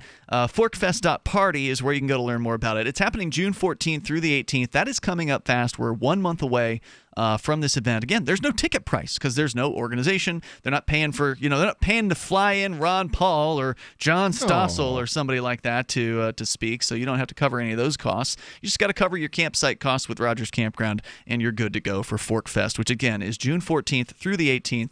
Go to forkfest.party. It's an unofficial site that will link you to the unofficial Telegram chat, the unofficial forum, and more. So once again, that's forkfest.party. And Darryl, you and I are definitely going to this event. Conan, I don't think you said you were going to be attending because you're antisocial. But I do need to mark it on my calendar so I don't end up showing up here that week, which I always do every single year. Well, actually, we're not going to be there on Wednesday. So Forkfest does not actually run on a Wednesday. It's a 5-day event. Thursday through a Monday. And this is not to be confused with Somali Fest. That's basically the same thing. It's a hard fork of Somalia Fest. It's more of a fork of the Porcupine Freedom Festival than I would say anything else, because some people were disappointed with the Porcupine Freedom Festival over some of the decisions that the board of directors of the Free State Project made, and so they wanted something else to do. Somalia Fest was created as an alternative. When I came up with the name Forkfest, I did it as a hard fork of Somalia Fest and Shire Fest. Sure, but those were created out of the Porcupine Freedom Festival, which was the initial fork, if you will, that did all this. But yes, you did come up with the name Forkfest. So forkfest.party. Does that mean we should blame you for everything that happens at Forkfest, Darryl? No, it just means that for every Shire Fest and Somalia Fest that you had prior to January 1st of this year, you get one free Forkfest. Well, it is free because, again, there's no ticket price. It's like an ICO, but there's an airdrop instead of the ICO. Well, actually, that's what happened with Pied Piper Coin, to come back around to this ICO discussion. ICO standing for Initial Coin Offering. Some people have heard of the Initial Public Offering when it comes to stocks. Right. And, of course, Initial Public Offering. And I'm not a stock trading person, so I don't know a whole lot about it. But my understanding is it's when a private company goes public. Yes. They will offer their stock price at a certain amount that they decide decide or whatever. Somebody decides this is what our they stock come up price with is a worth. number that there's all kinds of regulatory hoops and hurdles to jump through before they can even do the IPO. But the number is based, as I understand it, on the amount of the company that is being sold through the IPO, the current valuation of the company, and divided by the number of shares. And so the ICO is sort of the cryptocurrency equivalent of that. Yes. Where a group of people who have an idea, usually there's nothing as far as a product that exists for an ICO. There are some exceptions to that, and those are usually the ones that are more reliable and less likely to be a total failure. Right. But basically, any group of people can cook up a scheme, some sort of great sounding idea, and say, hey, we want to put this thing out there in the world. We want to program this software. We want to make this website. We want to do this new technology or whatever it is that they've got. There's so many different things out there for these ICOs. And so they pitch the idea, they put up a website, and they say, here's our idea, and we're doing this ICO, and we want to raise $30 million, and so here's how you can buy in. If you think this is a good idea, you can buy in. So sort of like with a Kickstarter, right? It's like crowdfunding. It is a crowdfunding platform without the centralization, right? Without the centralized platform. Because normally if you go to Kickstarter or GoFundMe or what's the other one? There's another big one. But anyway, you go to these crowdfunding platforms, and they've got to approve your thing. Right. So you got to submit your idea to them, then they have to approve it. If for whatever reason they get complaints or whatever, they can pull it down. We have determined that this is not valid, blah, blah, blah, blah, blah. You're violating the guidelines. Yeah. So you're completely underneath their Somebody control. has marked you as being spam or scam, which, and there are. Well, there are also a large number of ICOs that after they wind up finishing the sale, they never wind up doing anything and they just go away. Right. There's a bunch of scams out there, so you do have to be careful and never invest anything you can't afford to lose. I mean, this is rule number one of investing on anything, let alone these ICOs, which is usually just some website with people you've never heard of pitching you an idea. Since you use the word investment, I want to make sure that we are clear that not all ICOs are legally considered investments. Okay, so that's what the difference we were talking about before, right? Where the ICOs will offer tokens in return for you giving them cryptocurrency. The tokens, they just create out of thin air, basically, just like cryptocurrency, but there's no mining required for the existence of the tokens beyond whatever's mining the sort of the crypto that backs the tokens. And most of these tokens are on the Ethereum blockchain. Yes. So they are part of a cryptocurrency, but the tokens, you could just go right now and create Conan coin. There's websites that'll let you do it, or Conan token, or whatever you want to call it. And you could have 1 billion of them. And then if you wanted to have your Conan ICO, you could offer a certain number of these tokens in return for X amount of Bitcoin. Right. And then the people who buying in, they are either getting a share in the company, which would make them an investor, or they would get a utility token, which, whether you want to call that an investor or not, you're still investing in a thing that could go up or down in value. That's why I said, legally speaking, there's security tokens and utility tokens. And security tokens, in accordance with various regulations passed down by alphabet soup agencies, that is a security in accordance with the SEC, and then you have to jump through some kind of regulatory thing. AML, KYC, but if you call it a utility token rather than a share or whatever, then it's just a thing that can be used on the thing maybe that they make down the line, perhaps. Yes. So they're all just tokens. It just depends on the legal distinction between those tokens. And so they raise millions of dollars, tens of millions of dollars in many cases, or dollars worth of cryptocurrency like Bitcoin and Ethereum. And then they distribute these tokens to all those people. And then people trade the tokens on marketplaces. And the tokens in some cases go up in value, and in other cases not so much. Speaking of scam crypto tokens, any word on the Petro? Good question. I haven't heard anything about that one in a little bit. That's the Venezuelan thing. We'll come back with more on Free Talk Live. This is Fred. Hi, I'm Fred. Fred's a repeater. I tend to repeat. Fred has a business. I do have a business. And a problem. Fred repeats the same tired advertising over and over, and now it doesn't work. Over and over. But Fred is about to see a vision. I'm seeing a vision. Advertising on the Genesis Communications Network is the smart way for Fred to reach his potential customers with the most affordable national advertising rates, period. Get started today with GCN, the Genesis Communications Network. Just email advertise@gcnlive.com. Want revenge on the common housefly? Well, after 10,000 years, someone has finally come up with a better way. The Bug Assault, a miniaturized shotgun, which utilizes ordinary table salt as ammunition. Non-toxic and no batteries required. So much fun, you'll forget you have a wife and kids. $39.95 and free economy shipping. Use discount code GCN and get an extra 10% off your purchase at bugassault.com. Fire your fly swatter. Get your Bug Assault today. I've been told no in many different ways. I give you an order and you're going to obey it. George, you can go this way. You can do that and you have to leave here. You cannot bring Simon to the rally. Walk with me. Well, I'm comfortable here, actually. Whoa, Hey, who do you think you are? Excuse me. There is no video and audio allowed in this office. No, I have work today. You ain't gonna make it. Wait a minute. Hey! Oh my God! Unbelievable! Why are you running from me? Because you scared me. What am I being detained for? You're being served. What is this? You're being served. What is this? Bureaucrats have a funny way of telling people no. That's the sound of the men working on the chain. Derek J's Victimless Crime Spree. Watch it for free and order the Director's Cut DVD at victimlesscrimespree.com. This Your Family Today tip is brought to you by Nestle Toll House Refrigerated Cookie Dough. Who would you bake some love for? Find fun and easy baking ideas at tollhouse.com. Kids love doing arts and crafts projects, especially when you join in. Try channeling all that artistic energy into the kitchen and bake up some creative treats together. Think of your art supplies as the frosting, sprinkles, and decorating gels, and use cookies or cupcakes as your canvas. For more tips like these, visit us at parenthood.com/yourfamilytoday.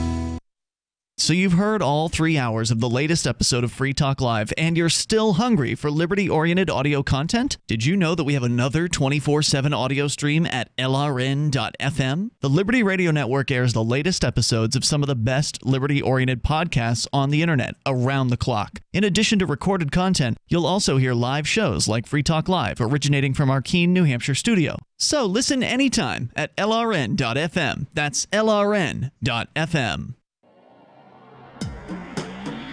Free Press Publications is an independent, alternative media and publishing company founded in June 2009 with the mission of ensuring a free press for the freedom movement and is committed to spreading the message of peace, freedom, love, and liberty. FPP also gives new authors an avenue for publishing freedom-oriented material. FPP brings you daily news and commentary on the website fpp.cc, as well as a daily 5-minute newscast, FPP Radio News, and weekly news, views, and commentary in the FPP Freedom Minute and Peace, Love, Liberty Radio at fppradio.com, and the monthly newspaper FPP News at news.fpp.cc. Find FPP online at fpp.cc. That's fpp.cc, as in Creative Commons. Join the LRN.FM Discord for live chat 24/7 at discord.lrn.fm. That's discord.lrn.fm.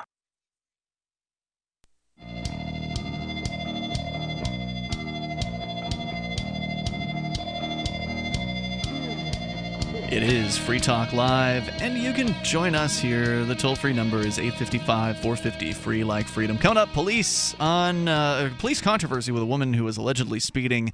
We've got some of the audio that Conan says is worth sharing, so we're going to do that here in a bit. But we ended up talking about the Pied Piper ICO being the initial coin offering. We explained in some level of detail what that is. In short, it's where a group or company or whatever pitches an idea, and then people invest or send in cryptocurrency like Bitcoin and Ether, which is actual cryptocurrency. In return, they get these tokens that they can hold on to and hope that the tokens go up in value, or they can trade the tokens on the various different cryptocurrency markets out there.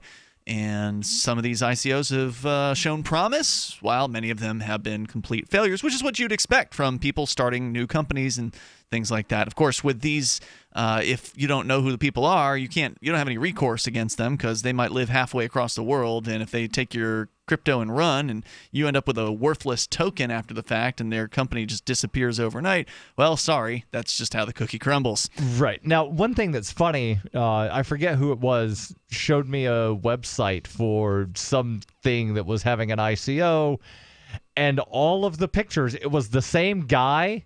He just changed it. He had fairly long hair. Put on a wig or something like that? No, he had fairly long hair. So in a couple of them, he had the hair pulled back. Yeah. He put on a hat. He had glasses. Is this a joke?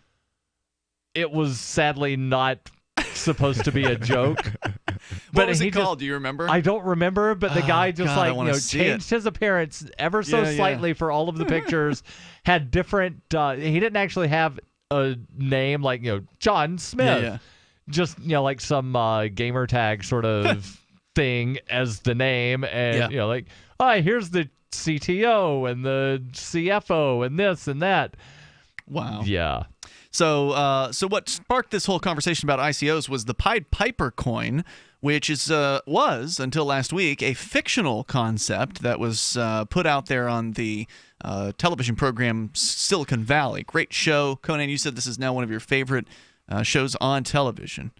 And favorite comedies. Yeah, I've been watching it for a while, and it's a great show. For anybody that likes Mike Judge's work, you'll love Silicon Valley. I mean, there's just no way you couldn't enjoy it. If you like nerds, yeah, you'll fit right in. It's all about that. But they launched this coin as part of the plot of the series toward the end of this particular season, when, in my opinion, the show basically went 100% pro-crypto, because the things that they have their characters say are straight up attacks against the government and the banking system, and this is being lauded by this program. So I love the fact that they've sort of gone in, thrown in with cryptocurrency. Yeah, the main character Richards, his whole masterpiece revolves around decentralization of the internet. That's true. That's what they're pushing right now as their product and their company.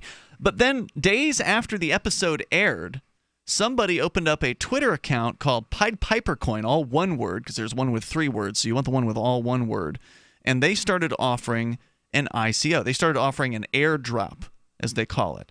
So in this case, I guess it wasn't an ICO because you didn't have to invest. They were just going to give away these tokens. And so all you had to do was go and fill out a form that they had created on Google, and it was created as though it was written by one of the characters from the show. So it was really, it's really well done stuff. They've got some entertaining tweets that sounds like they're related to the show, but nobody's really sure if this Pied Piper coin account is actually related to the show. So I found the website, piedpiper.com. That's the show's official website, yes. PiperNet is here. Follow us into the future. But they have, Pied Piper coin PPC. Yeah. Apparently trading at $2.51. That's only what it showed. That's all fictional. So everything that's on that site is completely fictional. Now, ICO Alert has a blog entry about Pied Piper coin. Now, I'm not the same sure if so there's a fictional Pied Piper thing, coin. Well, they're quoting, you said Guilfoyle is one of the characters? That's the character on the show. So they're quoting this guy in the ICO that's the Alert official thing. So what you're looking at, Darryl, you're somebody who doesn't watch the show, right? So you're looking at... Right, I watch Ninja Warrior and pro wrestling. So you're looking at a fictional website that accompanies a fictional television show. ICO Alert is a fictional website? I don't know what that is, but... ICOalert.com has a blog entry about Pied Piper coin, and they have quotes from Guilfoyle. Yeah, Guilfoyle is a fictional character that appears on... I mean, he's hilarious. He's one of the funniest characters, I think, on the show. Probably my favorite character on the show.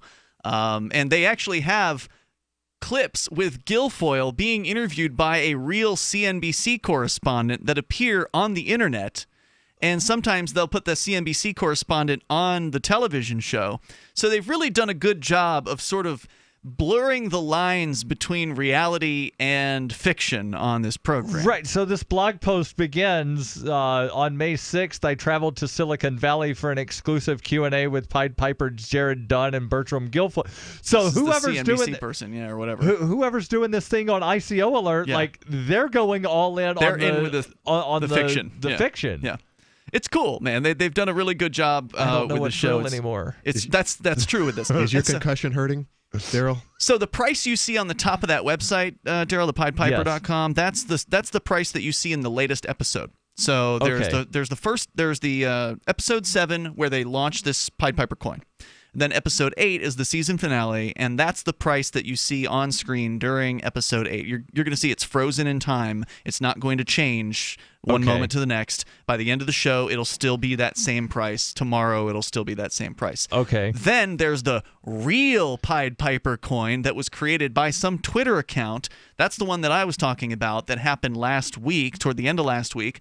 Chris Reitman, your Thursday night co-host here on Free Talk Live, he gave me a heads up because I hadn't heard about this. He says, hey, are you going to get in on the airdrop? And I'm like, airdrop? Pied Piper coin? Heck yeah, sign me up. So I went over and I submitted the form. It's like 5 questions. And one of them is like, do you believe in Satan or something like that? Because it was written by Guilfoyle, and it says this is only for Guilfoyle's private files. And pinned post May 13th, airdrop status, form closed, contract still deploying. Yeah, they've done their airdrop. It's in the process or whatever, and they airdropped me 750 of the Pied Piper coin, which on the show they call it PPC, but there is already a cryptocurrency in reality called Peercoin, I think was PPC. There's one. Okay. If you look at CoinMarketCap, you can find what actually is PPC. And so the Pied Piper coin people, the ones that are making the real token, they changed theirs to PPI. Yes. And Peercoin is PPC. Yeah. So it's not PPI isn't listed on CoinMarketCap, but some exchanges apparently have picked it up. And it's trading. In fact, the Pied Piper coin token, the real one, is currently trading at about 9.5 cents. So my holdings are worth $71.41. Excellent. And that's up, by the way, according to the tracker here that I'm looking at. In the last 24 hours, Pied Piper coin has gone up 64%. So it's doing pretty well for a fictional thing that became real based on some Twitter account that just decided to pump out. So this is what I was telling you, Conan. Somebody went over to one of these token generator things, typed in Pied Piper coin, PPI, and then however many million of these things that they generated. I don't know what the total supply is, but the Twitter account does say not affiliated with HBO. Oh, they are admitting that now. Okay, because initially there was some question, and that must be why they went ahead and answered that. Yes. So. Yeah. So there you go. Does that answer your questions about ICOs? I knew I was in the ballpark. Yeah. It's kind of what I thought it was. So the toll-free number, if you want to join us here, is 855-450-FREE like freedom. That's 855-450-3733. Over the last 3 days, the Pied Piper coin is up 186%. And I don't think it's been around for an entire week at this point. But if you look at the weeks, it's up 253%. So done pretty well so far. There's no guarantee it's going to continue going up. Of course, it's probably going to be fairly short-lived, flash-in-the-pan excitement around the show since it's now off the air for the remainder of the season's over at this point. So if you like Mike Judge's work, you'll probably really enjoy Silicon Valley. 855-450-FREE. That's the toll-free number here tonight. We'll get into the police encounter that Conan brought in to share with us. We'll get some audio from the actual pullover, I believe, and more. You can share your thoughts with us. This is Free Talk Live. The Bitcoin.com wallet is a simple and powerful, full-featured wallet that allows you to send and receive Bitcoin Cash and Bitcoin Core with anyone, anywhere in the world. It supports both single and multi-signature wallets and is available in multiple languages. The Bitcoin.com wallet is available on Windows, Linux, Mac, Android, and iOS devices. Learn more at wallet.bitcoin.com.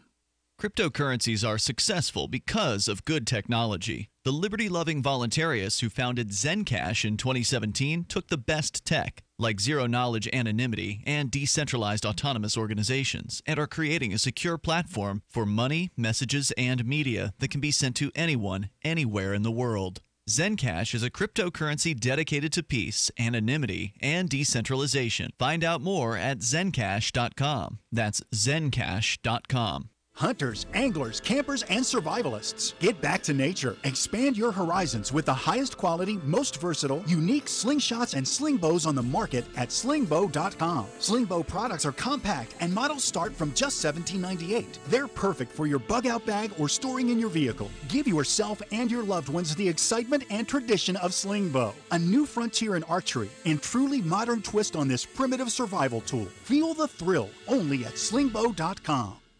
Bacon lovers, we ship free. Try our amazing bacon. No refrigeration required. Proprietary value-added packaging provides 10 years shelf life and protects the leanest, thickest, center-cut, fully cooked bacon in America today.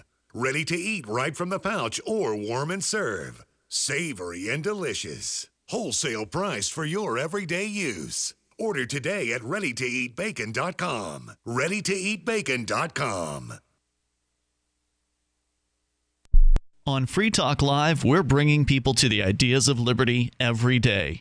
From wrestling superstars like Glenn Jacobs. You guys really are having an impact, I believe. Like I said, a lot of where I am now is due to listening to Free Talk Live. You changed my mind on some very important issues years ago. To random people tuning in on the radio. I was kind of stuck in the left-right paradigm. I heard your show by chance on a Saturday night.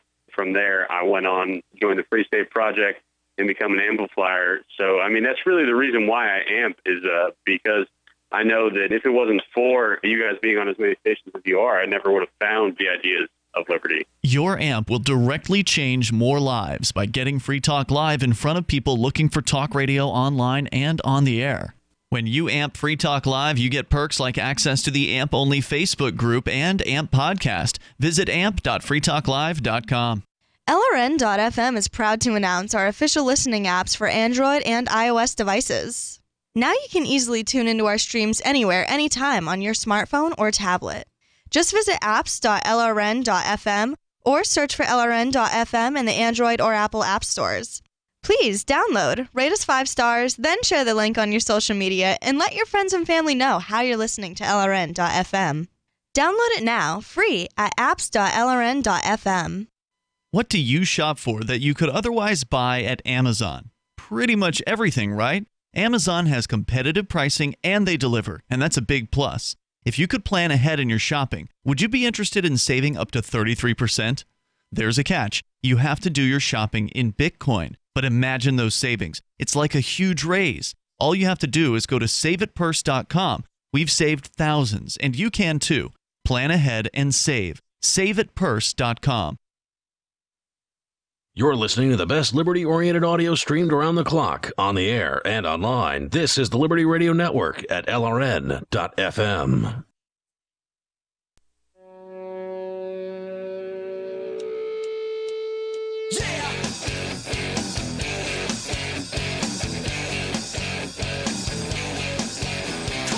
This is Free Talk Live. You can take control of the airwaves and bring up whatever's on your mind. Our number here, 855-450, free like freedom. That's 855-450-3733.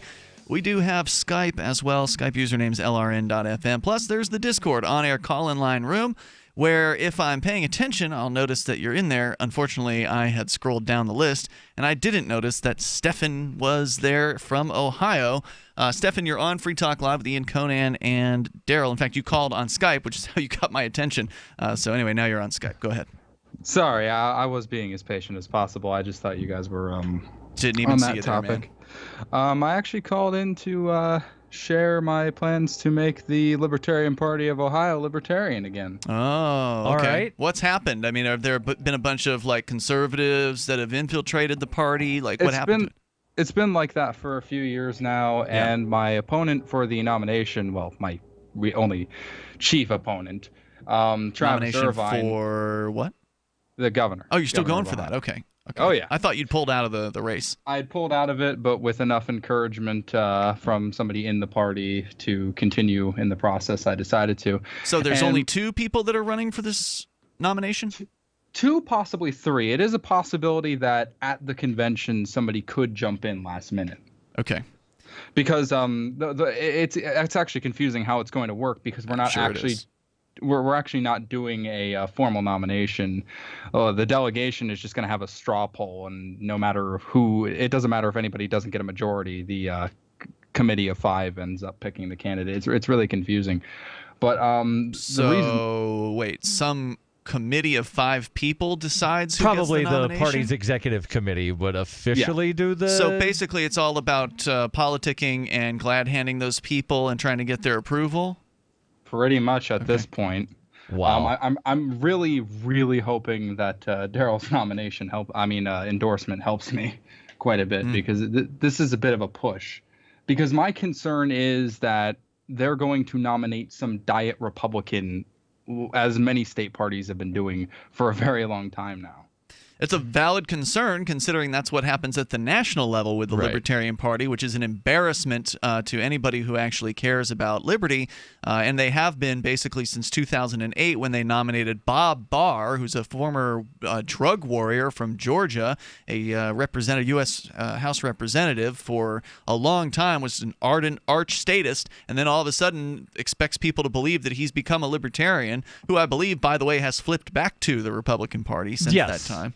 Yes, he has. And I had a strange dream the other night with Wayne Allen Root in it, which was very bizarre. Wayne Allen Root was the guy who ran with Bob Barr. That attorney, right? Is he an attorney? No, he's just like a scam artist, I think. Yes, that's a more accurate way of saying all the things that I was going to say. But he has a talk radio show. He's involved in a pyramid scheme, which is why I say he's a involved in a scam giant artist. pyramid scheme to where they wind up selling programs on how to wind up convincing your rich friends to part with their money so that they can join the program to convince their rich friends to part with their money. Apparently, he does some kind of sports betting something in Las Vegas. And he's just an absolute slime ball, and I don't mean any disrespect to legitimate slime balls of slime. Oh, sorry, Conan, I forgot your microphone. So in this dream of yours, what was he trying to sell you something? No, was it a radio dream? He happened to have been it wasn't a radio dream. It was like a New Hampshire dream where it was like really cold out and something was going on with, I don't know. You know how dreams are. Like I encountered this guy and it was like he looked really handsome and he didn't look like Wayne Allen Root, who seems like kind of a fairly slobby looking dude, but I've never met the dude, so like he seemed like he's actually fairly well dressed. He comes off like a slimy lawyer, and there's actually, if you've watched Better Call Saul, the one guy from Hamlin McGill, Wayne Root kind of resembles the one guy from Hamlin. The boss man, the boss guy. Yeah. Slimy lawyer type. Yeah, so anyway, so tell us more, Stefan. How has the Ohio Libertarian Party been debased? Well, over the past few years, our last gubernatorial nominee, before he was, forcibly removed from the ballot, of course, Charlie Earl, was most certainly not what I would consider a libertarian. He did not support abolishing income tax, which in my opinion is a bit of a litmus test for me, honestly. Yeah, most libertarians should be against all taxes, across the board. And worse yet, the favorite to win the nomination here, I think Darryl said he met him last Sunday, Travis Irvine, is an absolute train wreck. He was a former writer for Huffington Post who supported Bernie Sanders. Okay. Wow. But he bought coffee for the platform committee, so therefore he should get the nomination or something. And he was introduced to the committee as, here's the guy that is most likely going to wind up being the gubernatorial candidate in Ohio. Not that here's one of the people that's seeking the nomination. I've made a lot of appeals to that because I found a lot of lists, the LPO's website, even the National LP's website. Even though I have publicly announced my candidacy on multiple occasions and have tried to get in contact with people, over and over again, I am not listed anywhere. Right. So I can tell you that the LP National, anybody that sends them info saying I'm a candidate, they will add to that list. So if somebody from Ohio has not submitted that info, then they're not going to list somebody as a candidate. Now, is there going to be a primary? Meaning that if there's two challengers? So the primary's over. No, the Libertarian Party is not a qualified party in Ohio right now. Okay. They're having to collect like 60,000 signatures to get the party on the ballot. So then it's these 5 people that are going to decide. Yes. Okay. Yeah, one of which actively hates my guts and was the woman that encouraged me to drop out last year on the phone, basically begged me to drop out. So how are you going to turn this around? I plan to basically go to the convention because there is going to be a forum and explain to everybody how we can make the Libertarian Party, easier for most people to understand. I don't think make it great again. Essentially, I think we should be focusing more on the non-aggression principle than anything else. Because it's not even listed on the LPO's website anywhere. The Libertarian Party's never been great. It's always been a political sideshow. It's never had any kind of traction anywhere. In New Hampshire, however, you actually do have some pretty good, well, up until recently, some pretty good leadership. I can't comment on the new leadership because they haven't really done anything yet. They just got put into office within the last 2.5 weeks. So I'm hoping that good things happen there, but the whole board basically changed out. Darryl, you were the head of the Libertarian Party of New Hampshire along with Roger Paxton, who's a great friend here of Free Talk Live, and you guys were like the dream team as far as I'm concerned. You came in there, you cleaned up the party, which was an absolute mess. Prior to your arrival, you dramatically increased the numbers of membership involved in the party. And I don't want to say it's easy to do, but it's a lot easier when if you answer the people actually respond to emails. Yeah, and the previous chairman did not bother to do anything like that. So they basically previously had run it into the ground, and you guys brought it back from the dead and turned it into something formidable that now actually has ballot access. So I'd like to invite everybody out there who is an actual principled libertarian to give up on your local or the National Libertarian Party and move to New Hampshire, where you've got instant ballot access. Right now in 2018, hopefully we'll hold it because we've got to get a certain number of votes in 2018. Got to get 4% for governor. Yeah. That's actually the talking point I plan to use more than anything else at the convention. Is I have the endorsement of the former chair of what is probably the most successful Libertarian Party in the country, and under his leadership, I believe, what was it, 2 people flipped over to the Libertarian Party? 3. 2 Republicans, 1 Democrat, state representatives flipped in the year 2017 over to the Libertarian Party, which means that the Libertarian Party of New Hampshire has more state representatives in office than every other Libertarian Party in the United States combined. And we have the only House caucus in the United States. In the country, and we're the only state. Had one.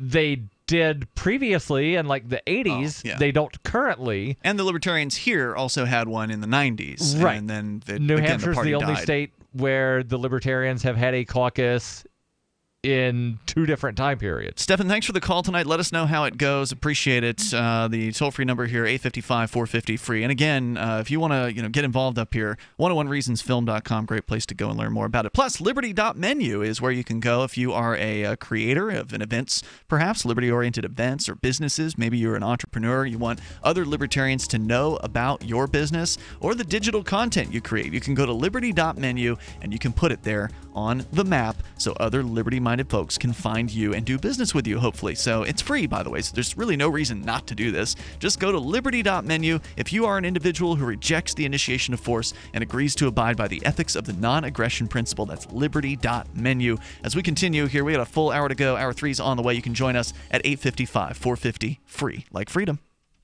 It's about time something new came along for better selling and buying online. And I found it. What now, Marge? It's buysellmakeoffer.com. Never heard of it. It's a brand new company. That's why you've never heard of it. It's the newest and best way to sell any products online. I did all the research. Sell my car? Yes. Our home? Yep. My golf bag? Your golf clubs. All of them. How about your purse collection hoard? Hey, now. You said any product. Right. I did. We get 30 days free. Really? Packages starting from only $9.95. And buysellmakeoffer.com will never charge item fees ever. Never. And this is cool. Listen to this. You can even use Skype or video to show your items. That's cool. Yes. All we have to do is go to the website, sign up, and then load our stuff to sell. I love this site. Buysellmakeoffer.com. Buysellmakeoffer.com. You got it? Buysellmakeoffer.com. Buysellmakeoffer.com. Better selling, better buying. Looking for a great real estate investment? Consider New Hampshire, which is ground zero for the Liberty Movement. Your first call should be to Mark Worden from Porcupine Real Estate. He's more than just a real estate agent. He's your New Hampshire concierge. Where are the best places to live? Do you want farm, city, the burbs, or forest? Do you want a duplex or multifamily building so that renters pay your mortgage? There are homes in all price ranges in New Hampshire, and Mark can help with financing too. Invest in Liberty and property. Mark Worden can help. PorcupineRealEstate.com. There are lots of ways to listen to Free Talk Live. Our podcast has been around since podcasts began, and now the FTL feed is loaded with content besides our full show archives. Did you know that we make it easy for you to customize your podcast subscriptions? We have different feeds, one that includes only our full shows, one with just the Daily Digest, and one with just the Edgington Post. You decide what you listen to. It's quick and easy to customize your feeds at feeds.freetalklive.com. That's feeds.freetalklive.com. You're listening to the live edition of Free Talk Live. Hour number 3 is next after the news here on the Liberty Radio Network at LRN.FM. From Keene in the Shire, the Liberty Media capital of the world, this is Darryl W. Perry, host of FPP Radio News for Tuesday, May 15th, 2018. Silver is trading at $16.32 per ounce. Gold is valued at $1,303 per ounce. Zencash is trading at $31, and the average price of Bitcoin is $8,763.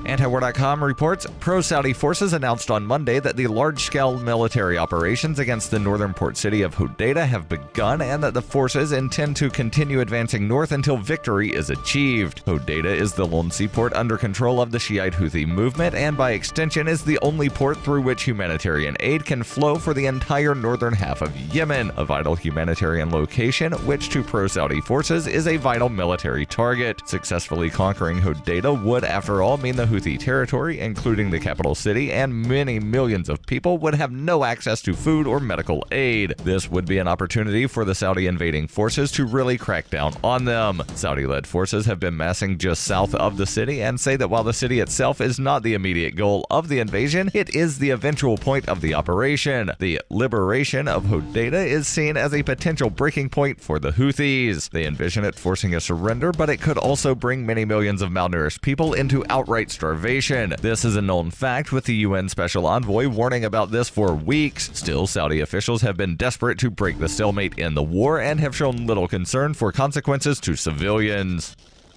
For over 40 years, Roberts & Roberts Brokerage has been a trusted source for buying and selling precious metals. And as a Bitcoin-preferred business, Roberts & Roberts Brokerage has removed the minimum purchase amount for all orders paid in the digital currency. Call Roberts & Roberts Brokerage today for knowledgeable advice on buying and selling precious metals and a forward-thinking approach to new technologies. 800-874-9760 or visit online at rrbi.co. UPI reports the Seattle City Council unanimously approved a tax on big businesses to help alleviate the city's growing homelessness problem and a lack of affordable housing. The tax, which has been unofficially nicknamed the Amazon tax, named after the online retailer which is headquartered in Seattle, will affect businesses that generate annual revenue of $20 million or more, according to a Seattle Times report. Those businesses, about 3% of all businesses in the city, will have to pay an extra $275 per full-time employee each year over the next 5 years, at which point the tax will expire. The tax is expected to generate nearly $47 million, which will be used to build 591 low-income housing units by 2023. The original tax proposal was nearly twice as high, but the City Council chose to approve a thinner version of the proposal. Amazon is the city's largest private employer and will pay the most under the new tax law. The company lobbied against both versions of the tax proposal. Are you an advocate for free market money? Do you promote Bitcoin as an alternative in a fiat-centric world? Then you need Spend a Bit in your arsenal, the search engine for things you can buy with Bitcoin. Spend a Bit aggregates millions of products from thousands of Bitcoin-enabled merchants. Keep your money in the free economy. Visit spendabit.co today. Bitcoin merchants, ask about our merchant suite to reach even more customers. Spendabit.co. Reuters reports sports fans on Monday shrugged off a U.S. Supreme Court ruling that could open the door to legalize sports betting, saying it would likely have little impact on baseball, basketball, and football games already subject to off-the-books gambling. The nation's top court struck down a 1992 law that widely outlawed gambling on college and professional sports, calling it unconstitutional and likely touching off a rush by gaming businesses and states to cash in on an expected multi-billion-dollar industry. A group of hockey fans gathered at the Red Rock Casino to watch the Las Vegas Knights take on the Winnipeg Jets in the NHL playoffs saw the legalization of sports betting as having little impact on the Las Vegas tourism or gaming economies. Experts, however, caution that illegal gambling was likely to disappear just because sports fans could make legal wagers and that professional sports leagues would likely take a cautious approach. George Belge, a marketing professor at San Diego State University and co-founder of the school's sports management MBA program, said that on the one hand, the major sports leagues would welcome the television viewers that gambling could attract in a time of declining ratings, but would be leery about damaging the integrity of their sports. Major League Baseball said in a written statement, "Our most important priority is protecting the integrity of our games. We will continue to support legislation that creates airtight coordination and partnerships between the states, the casino operators, and the governing bodies in sports towards that goal." This has been FPP Radio News, online at fppradio.com. A new teen trend of walking wet and nude couldn't have caught on at a worse time, and a taxpayer is outraged. And lo, the Lord said unto the Israelites, "Look unto the heavens, and you shall see a news review program to rival the greatest wonders of the earth." This is the Onion Week in Review. As a front of dense, frigid air and snow showers brought sub-zero temperatures to much of the country this week, Canton, Ohio residents noted that the blanketing of snow they had received created the illusion that their town was not a total shithole. Residents added that unlike its typical depressing reality, the snow-cloaked town actually looked halfway livable. Canton is usually a miserable little dump, but you know when that first snow fell and covered everything in a layer of white powder? For about 5 minutes it was like not everything I saw depressed the living out of me. Reports from locals also confirmed that for a brief period, the streets, parks, and buildings around them gave the surprising impression of not being a run-down, heartbreaking excuse for a hometown. This is the Onion News Network.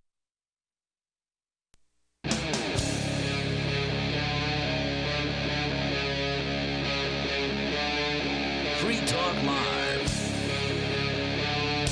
It's Free Talk Live. You can dial in toll-free as we launch it here into the third hour of the program. Our number is 855-450, free like freedom. That's 855-450-3733. The Skype username is lrn.fm. Also, there's our Discord on-air call-in line room over at discord.lrn.fm, and we will get you on the radio, and you can talk about whatever you want. On the way here, there's a police encounter, Conan, that you wanted to play some audio from. We'll get to that, and then if we get past that, we'll get through the Petro story, because, Darryl, you were wondering what the latest was on the supposed cryptocurrency from Venezuela. Right, because we were talking about ICO scams, and I said, speaking of ICO scams, I wonder what happened with the Petro. Yeah, the world's most noteworthy ICO scam. We'll get into that if we get the chance, but first, Jason is in Missouri, because your calls come first here on Free Talk Live. Open phones all the time about what you want to discuss. Jason, you're on Free Talk Live, the Conan and Darryl. Yeah, actually, I'm a long-time listener of the show. I mine Monero. I bought Bitcoin because of you guys. Hey, cool. And just yesterday, my divorce was final, and I don't Congratulations, pay child support. I guess. Thank you. I don't pay child support. I don't have to pay alimony. Wow. I got 2 kids, and it was just we just both didn't want to be married anymore, and we were able to file at the courthouse without an attorney. It only cost $97. So you guys had an amicable. Scot-free. You had an amicable divorce. Now, why is it that you don't have to pay any child support? Because I mean, that's pretty typical, where one person who's working has to support the other or whatever. What was the reason for that? She was just like, I don't want your money, or what? Yeah, she didn't want me to pay child support, and I've always supported the kids, and so I plan on continuing to do that. And she trusted me to do that without the need of the state to get involved. And so as far as that goes, like in the paperwork, you check whether or not you want the court to have control over, where the kids live and how the assets are divided and how the money's divided. And if you don't check that box, then the court doesn't even get involved. Now, they still made us fill out all the paperwork as if they would get involved, and we had to have it notarized, and we had to hand it in with the dissolution of marriage paperwork. And I did all the research myself and figured out how to fill out all the paperwork and looked at friends' divorce paperwork, and I talked to an accountant, and my brother had been divorced, and we didn't hire an attorney or anything. Just went into the courthouse and did it. Congratulations. It's very nice when you hear of two people being able to actually end a relationship like adults.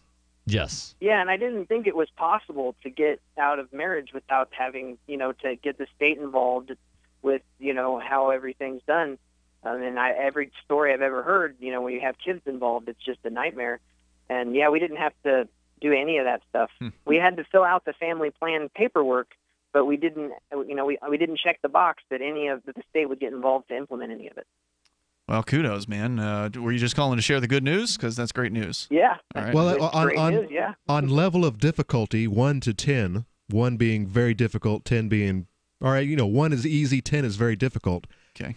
How would you say that this went for you? The hardest part was the waiting, because it took about 45 days, actually, from the point that I went in and actually got the paperwork, handed in the first paperwork and got it all done. So that was the hardest part, honestly, because we live in the same house, actually. We just sleep in different rooms right now.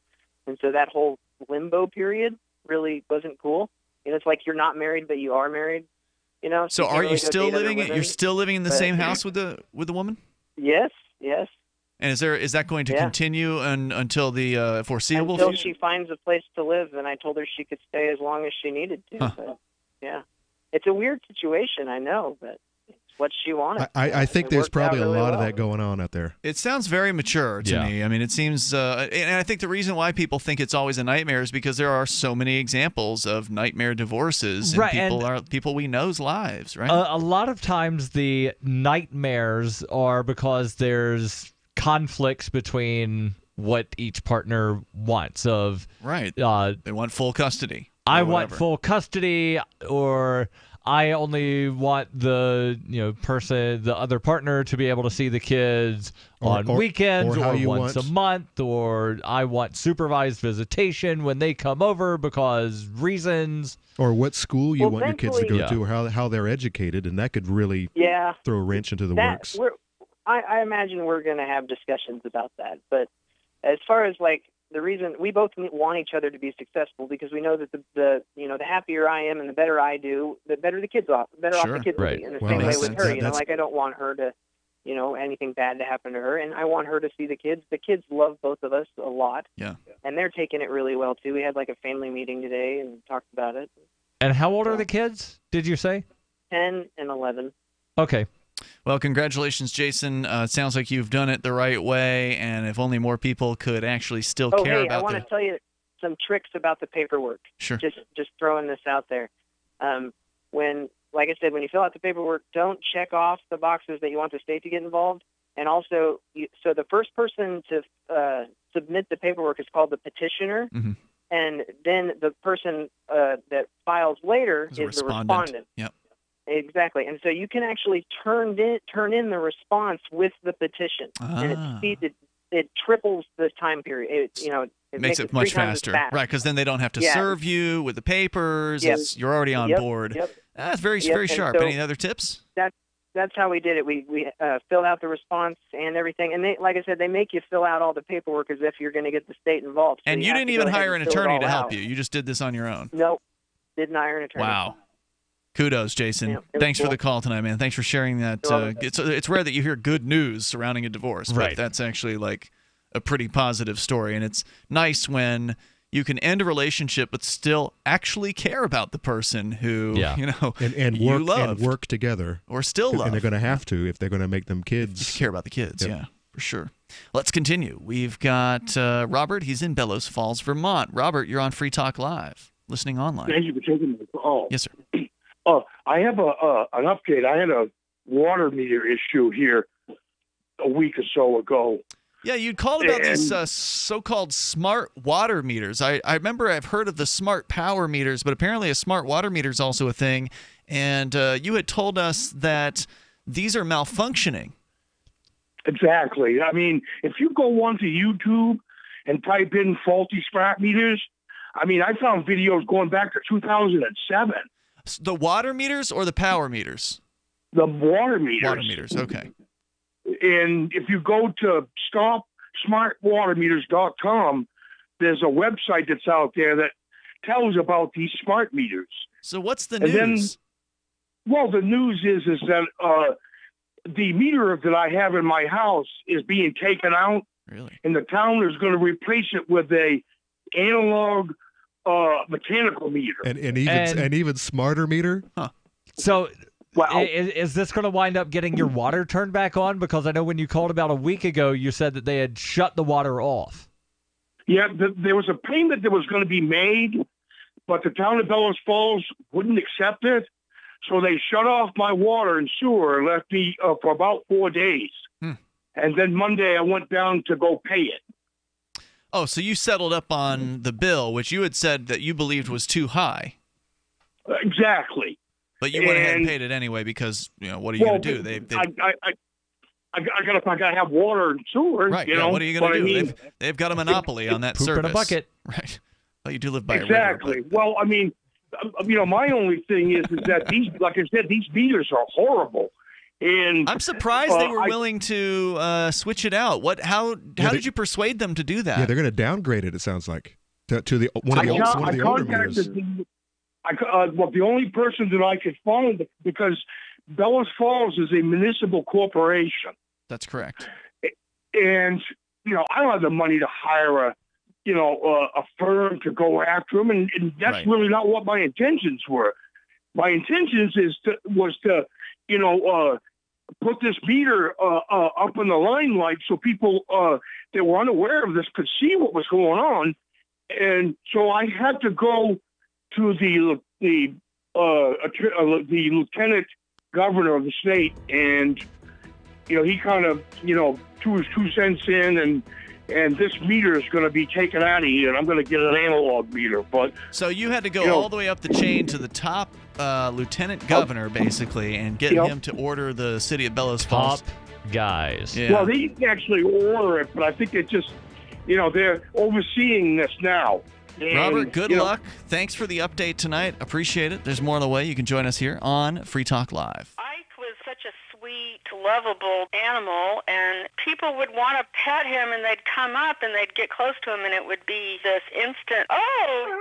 My dad didn't want to touch him. It's like, ooh, get the stinky dog away from me. Even after we'd give her a bath, she would still stink. Very stinky, both bad breath and bad gas. I asked the vet, and he said some dogs are just stinky. Does your dog itch, scratch, stink, or shed like crazy? Come to Dinovite for help. DINOVITE.com. The omega-3 fatty acids, flaxseed, zinc, alfalfa, the digestive enzymes that are cooked out of regular dog food. The ingredients convinced me that it was definitely worth trying. After about a week, he started smelling normal. My husband and I were really kind of astonished. Dinovite is nutrition. 859-428-1000.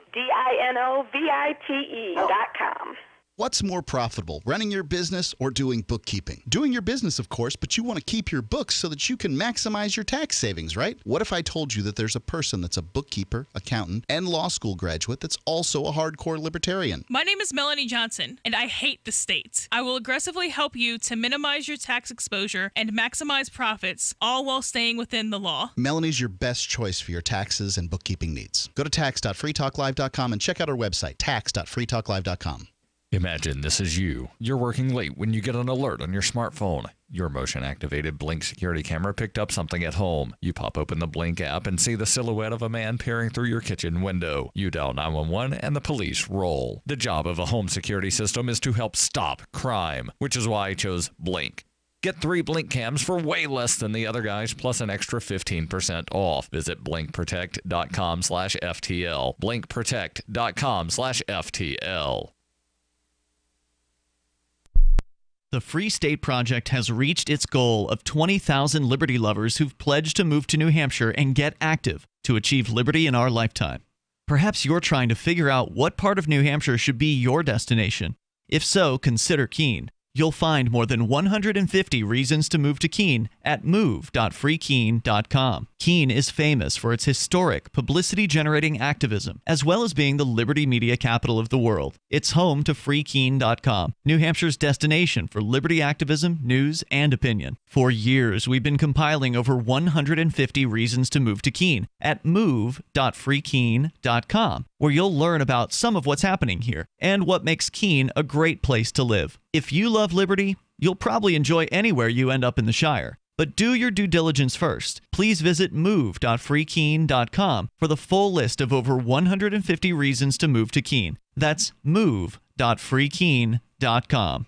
LRN.FM now has a Discord. Discord is a free text and voice chat platform, and we now have our own server with a bunch of channels at discord.lrn.fm. You can join other listeners as they chat about various things during our live shows, or anytime, day or night. Discord software is available cross-platform, so you can have it on whatever device you want and take your chats anywhere. Join our Discord at discord.lrn.fm. That's discord.lrn.fm. Are you tired of governments murdering people around the world? Stop using their money. There is an alternative. Bitcoin is a stateless, free market, non-political currency. Bitcoin cannot be inflated or controlled by any government. By using their money, you are helping the state. Stop doing it! You have an incredible alternative available now. Learn it, use it, spread it. Get started with Bitcoin at bitcoin.com. That's bitcoin.com.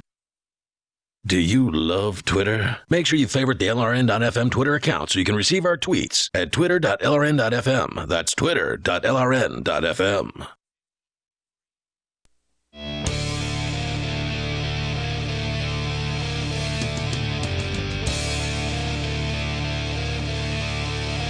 This is Free Talk Live. Dial in toll free, bring up what you want. The number here, 855-450 free like freedom. That's 855-450-3733. Our Skype username is LRN.FM. And Free Talk Live is brought to you by Bitcoin.com.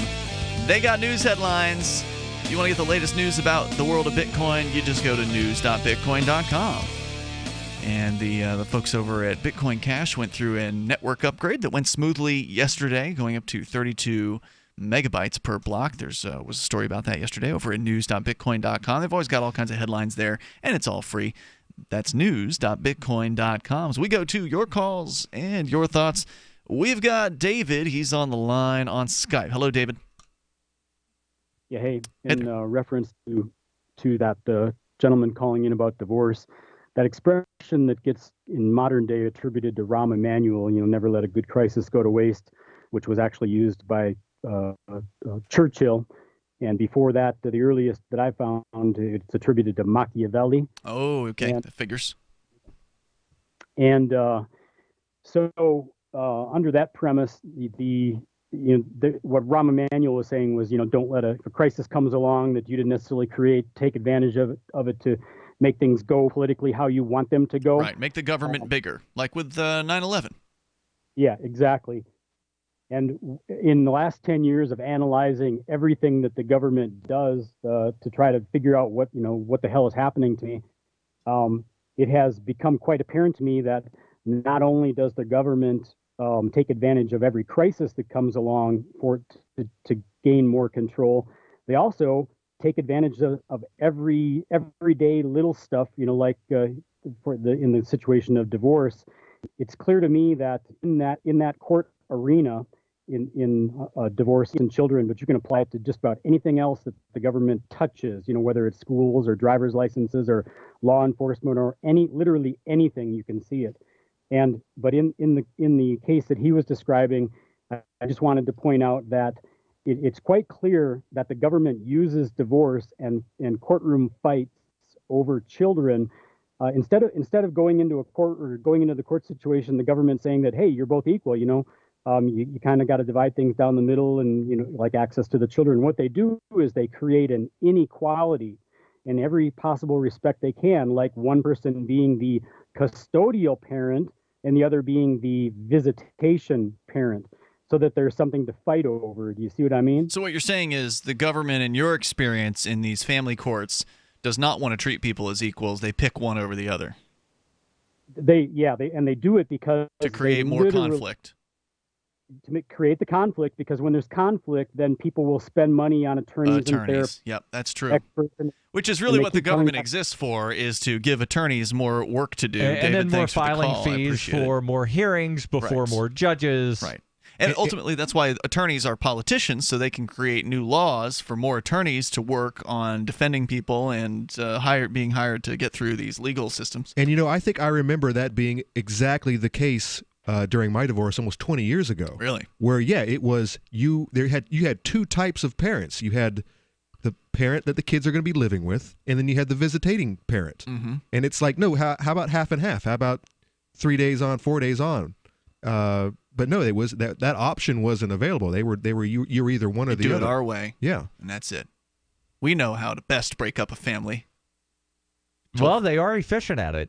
Toll-free number tonight, 855-450-FREE. All right, let's get to this audio here, Conan. You took the time to edit some clips. Yeah, you know what? This just happened this last week. An individual. Where? In North Carolina or South Carolina? I don't know. You're the one that has the article. But a lady got a speeding ticket, okay. and then she immediately went viral with it. She went on her Facebook, her vlog, and she went and she was telling the world that she just got stopped by this racist state cop, or maybe it's a local cop, and of course the agency was inundated with phone calls of irate people who were like, how can you treat your constituents like this?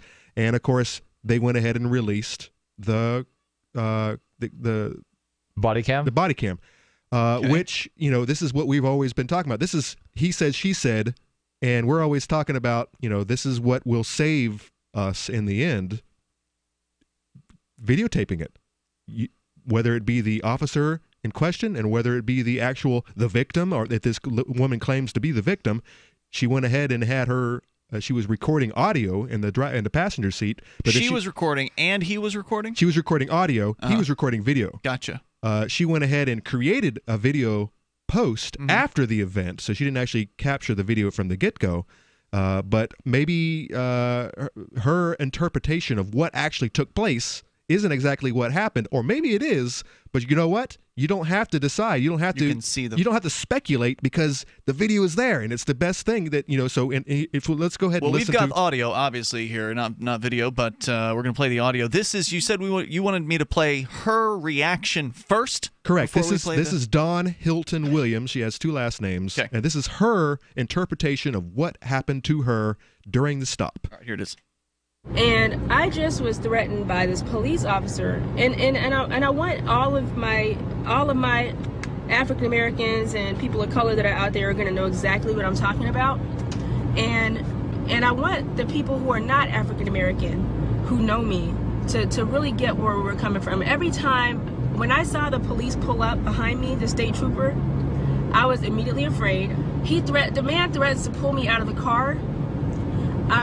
We shouldn't be afraid to drive and get pulled over by the police.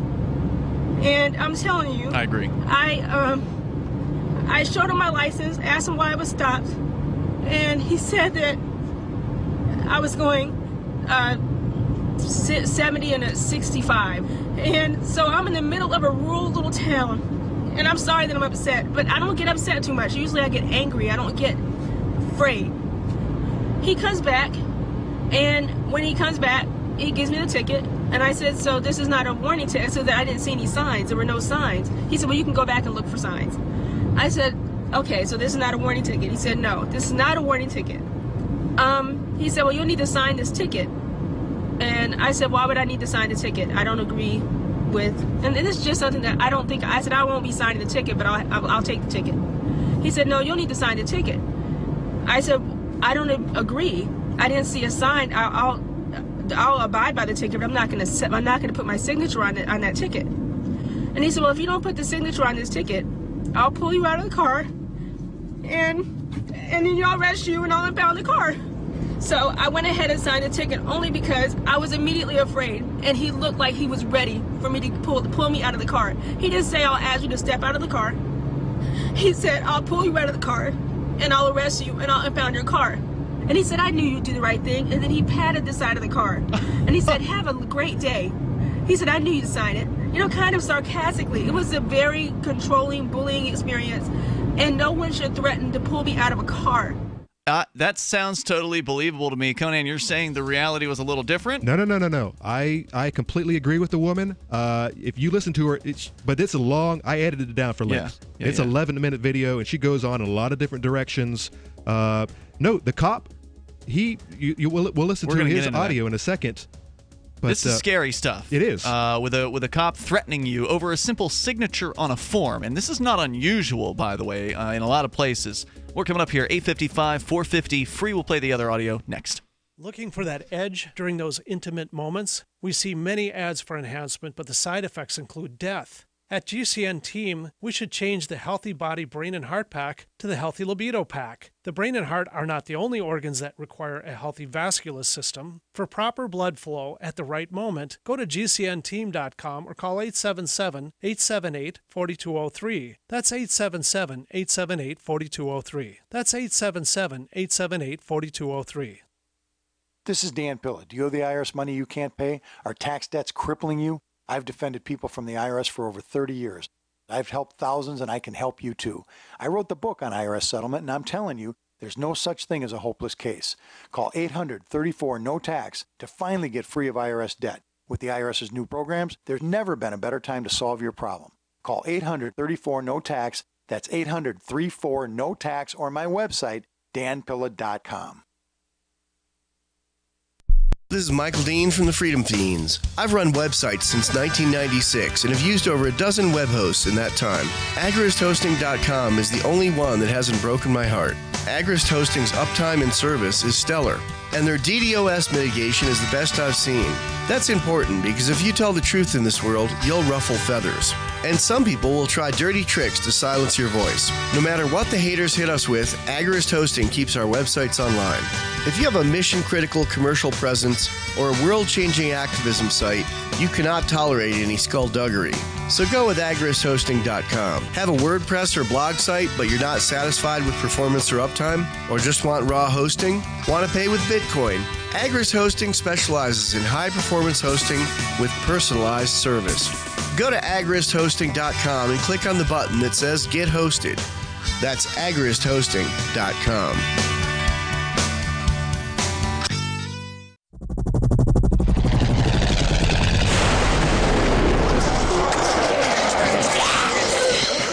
In Survivor Max 2, School Bites, Max must scavenge through a wasteland swarming with the undead. Desperate to find the medicine he needs, he discovers a community of survivors at his former school. Has he finally found the safe haven he's been looking for, or will he discover that school bites? Look for Survivor Max on Facebook, read reviews on Amazon, and read Chapter 1 at SurvivorMax.com. The three most important things you can do for Free Talk Live are: 1, share one episode a week on Facebook or in some other social networking site. 2, buy the things you buy online through shop.freetalklive.com. 3, give $5 a month to the AMP program. It's my firm belief that Free Talk Live's AMP program is the best use of your charitable dollar among liberty-oriented organizations. Support all the organizations you love, but make sure you give $5 a month to AMP at amp.freetalklive.com. Is spreading the message of liberty, cryptocurrency, and peace around the globe worth $2 per month to you?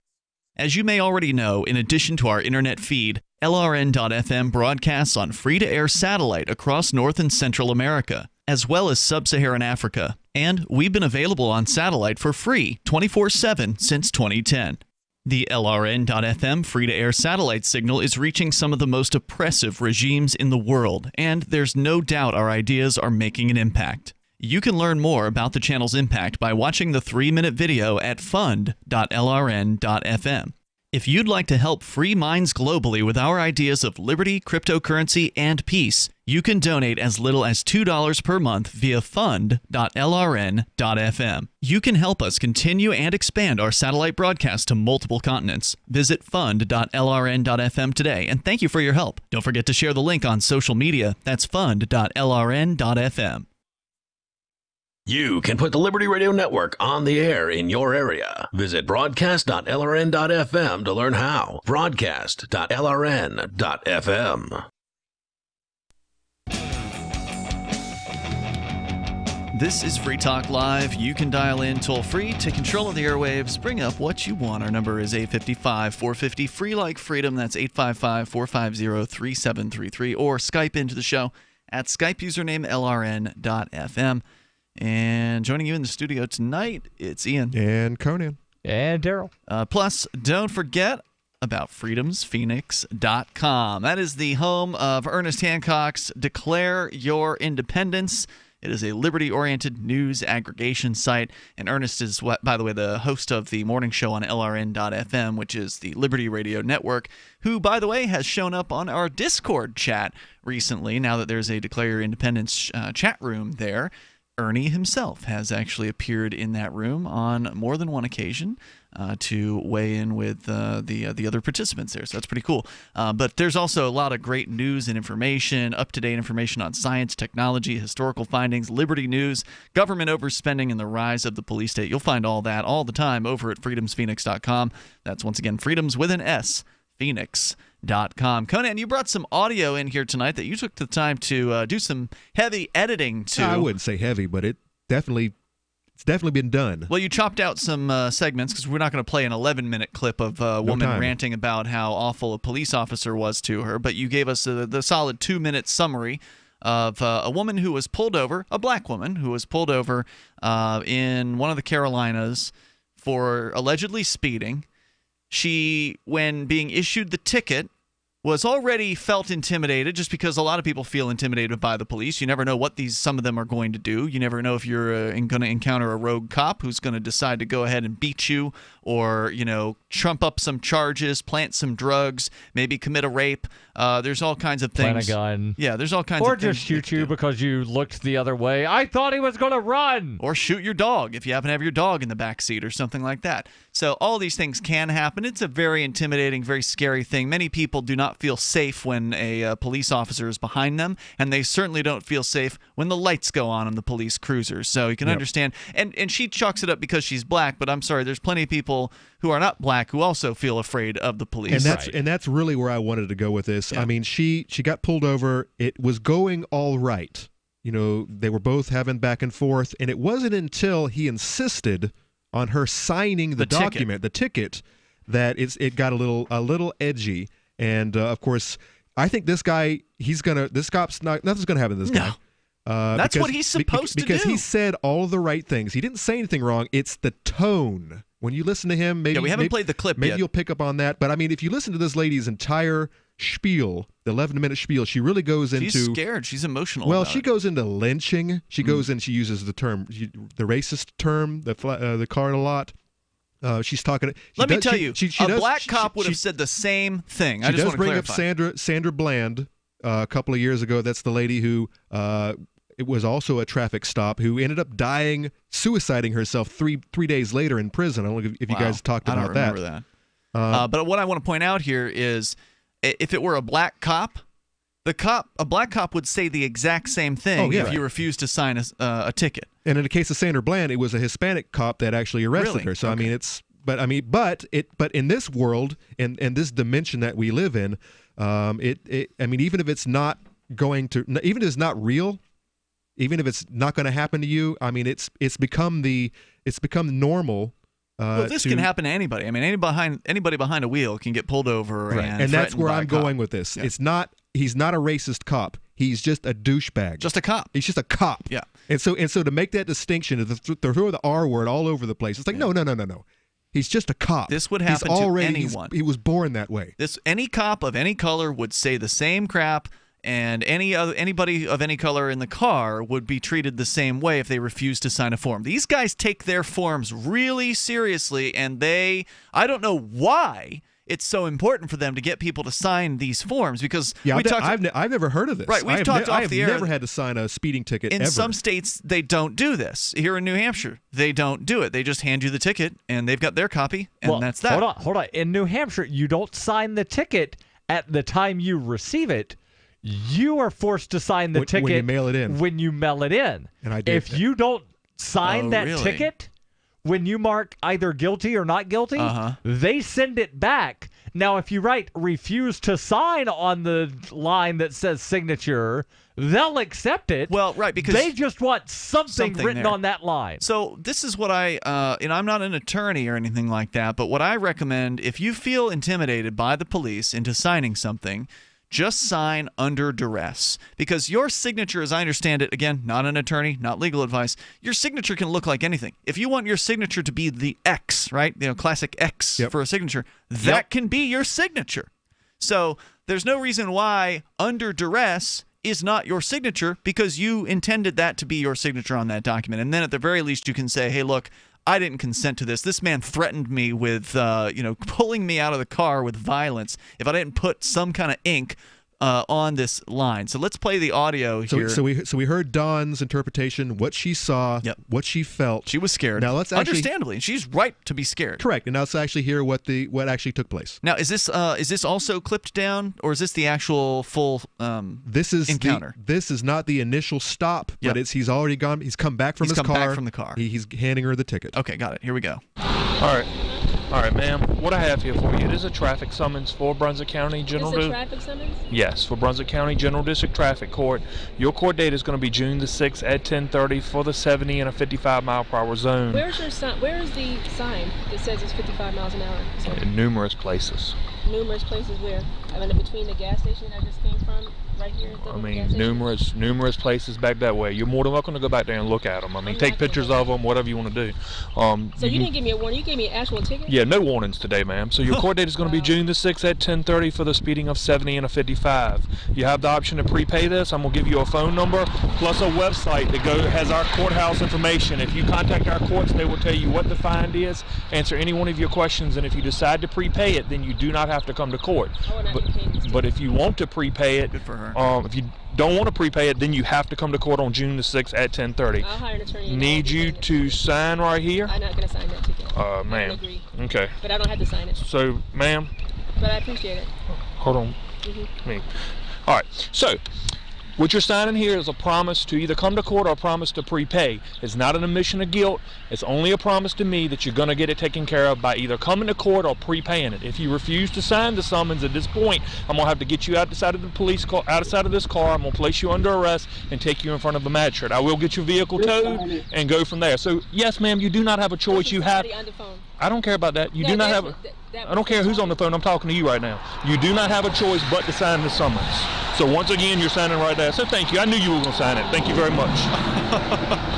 All right. Appreciate it very much. And you have a very safe day. Okay? Thank you. Yeah. All right. So you don't have a choice. It's the government. They're going to hurt you if you don't do what they say. You said that you did some editing of the audio. Did you edit out? Not this audio. Okay. He only edited her 11-minute only thing I did was vlog. I brought her levels up so we can actually hear what she was saying. And you reduced her thing down from 11 minutes to... Her vlog of talking about what happened. To about 2 minutes. Yeah, so maybe I missed it, but I didn't hear him say, I'll drag you out of the car. He said he's going to have to get her out of the car. If she doesn't leave, he's going to drag her out. That much you can presume. Get her out of the car, arrest her, take her before a magistrate, and tow her car. Yeah. Okay. So lots of force would be used against this lady if she does not sign the form. Okay, yeah, maybe it was when I briefly removed the headphones. He did not say drag. Because there was a lot of background noise. He did not say drag. Okay. He said he's going to have to get her out of the car. Okay. And there's only one way that happens if she doesn't come out voluntarily. Right. Yeah. So this is the reality of police and their victims. And you and I are their victims. This lady was this man's victim. And this victimization happens all day, every single day, every jurisdiction. We're going 15 miles over, and she's probably she was in a rental, probably good, safe, brand new car that could easily handle 70 miles an hour and not be a danger to anybody around her. And, she may be talking tough about hiring an attorney to defend this because obviously you're going to pay a heck of a lot more for an attorney than you would for whatever... Where she doesn't even live. The fee is. Yeah. And that's one of the things. They go after people who don't live in that area because they know they're less likely to actually go to court. But if she doesn't live in the area, she's not necessarily going to travel back, but an attorney could represent her in the case. That's true as well. There's more coming up here. If you want to comment, you can bring up whatever's on your mind about police stops or anything goes on Free Talk Live. Does your dog itch, scratch, stink, or shed like crazy? Come to Dynovite for help. Order a 90-day supply of Dynovite. Everything we tried failed except the Dynovite. Pick up 2 bottles of Super Mega Fish Oil. Get the 3rd bottle free. Packed with omega-3, DHA, and EPA fatty acids. Super Mega is great for your dog's immune system, healthy skin, and soft, shiny fur. Dogs love it. Try Super Omega Fish Oil. Buy 2, get 1 free. At Dynovite.com. DINOVITE.com. Zencash is an end-to-end encrypted system with zero-knowledge technology over which communications, data, or value can be securely transmitted and stored. With over 7,500 secure nodes, Zencash has one of the most distributed node systems of any cryptocurrency. Zencash is a platform for cryptocurrency and communications built by voluntarists for voluntarists, with the ideas of voluntary interaction being written into the white paper no less than half a dozen times. Learn more at Zencash.com. That's Zencash.com.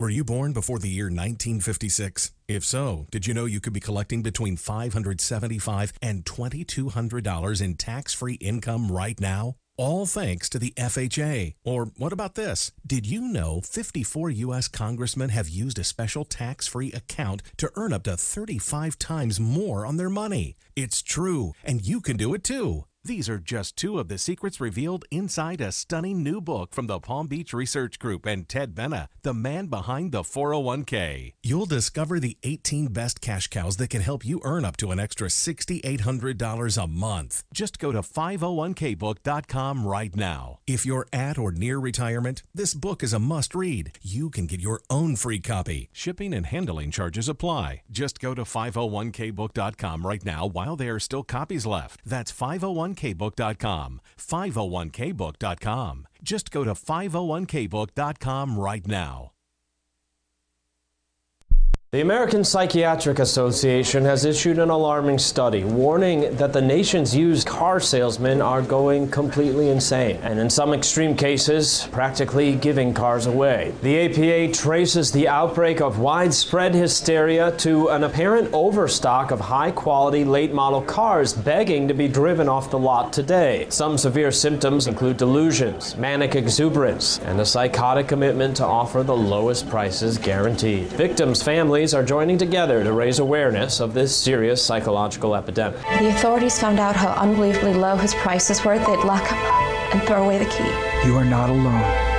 Over half of America's used car salesmen are currently going bonkers. Car dealers suffering from this condition are prone to project their own disorders onto others. According to Mad Max, the Car Czar's website, you're out of your mind if you're not taking advantage of these low prices. This is the Onion News Network. Did you know you can watch Free Talk Live during our live show 7 days a week from 7 to 10 p.m. Eastern via our studio cams at cam.freetalklive.com? Plus, you can chat with other listeners while you watch, all totally free. Now that our live video stream is hosted by YouTube, our video archives will be online even faster. So be sure to subscribe to our YouTube channel. Listen, watch, and chat all free at cam.freetalklive.com. That's cam.freetalklive.com.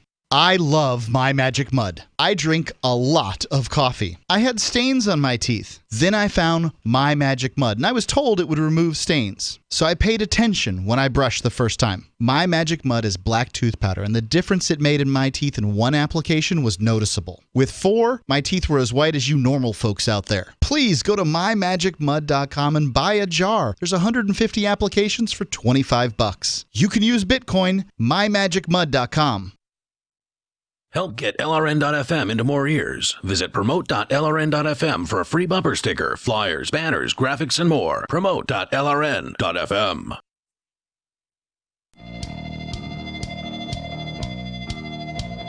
It's Free Talk Live. Moments remain here. There's enough time for you. If you want to join us now, you can do that. Our number is 855-450-FREE. That's toll-free, 855-450-3733.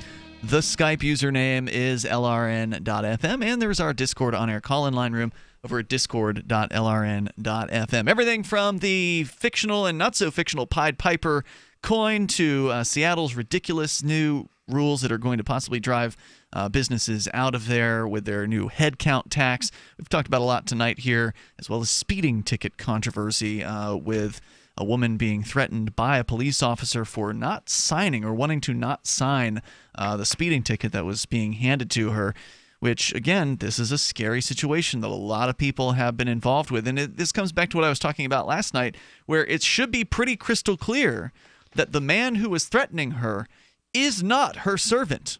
Right. Oh, no. That person is not there to serve and protect her. That's the sheepdog. Yeah, that person is there to serve and protect the state. He wants to serve them with revenue and protect them from any kind of threats. That's what he's serving and protecting. Oh, I thought he was serving himself and protecting himself. Well, if he doesn't collect enough revenue, he is, he's going to get fired. So, yeah, he's serving himself by collecting no, he the can't revenue. get fired. There's a police union that prevents that from happening. Well, they could possibly trump up some stuff like, find him in his underwear mowing the lawn, and then they'll come after him for that. Yeah. But it's all about not crossing the wrong people in that particular business. Let's go to Sarah. She's in New Mexico. Sarah, you're on Free Talk Live. Go ahead.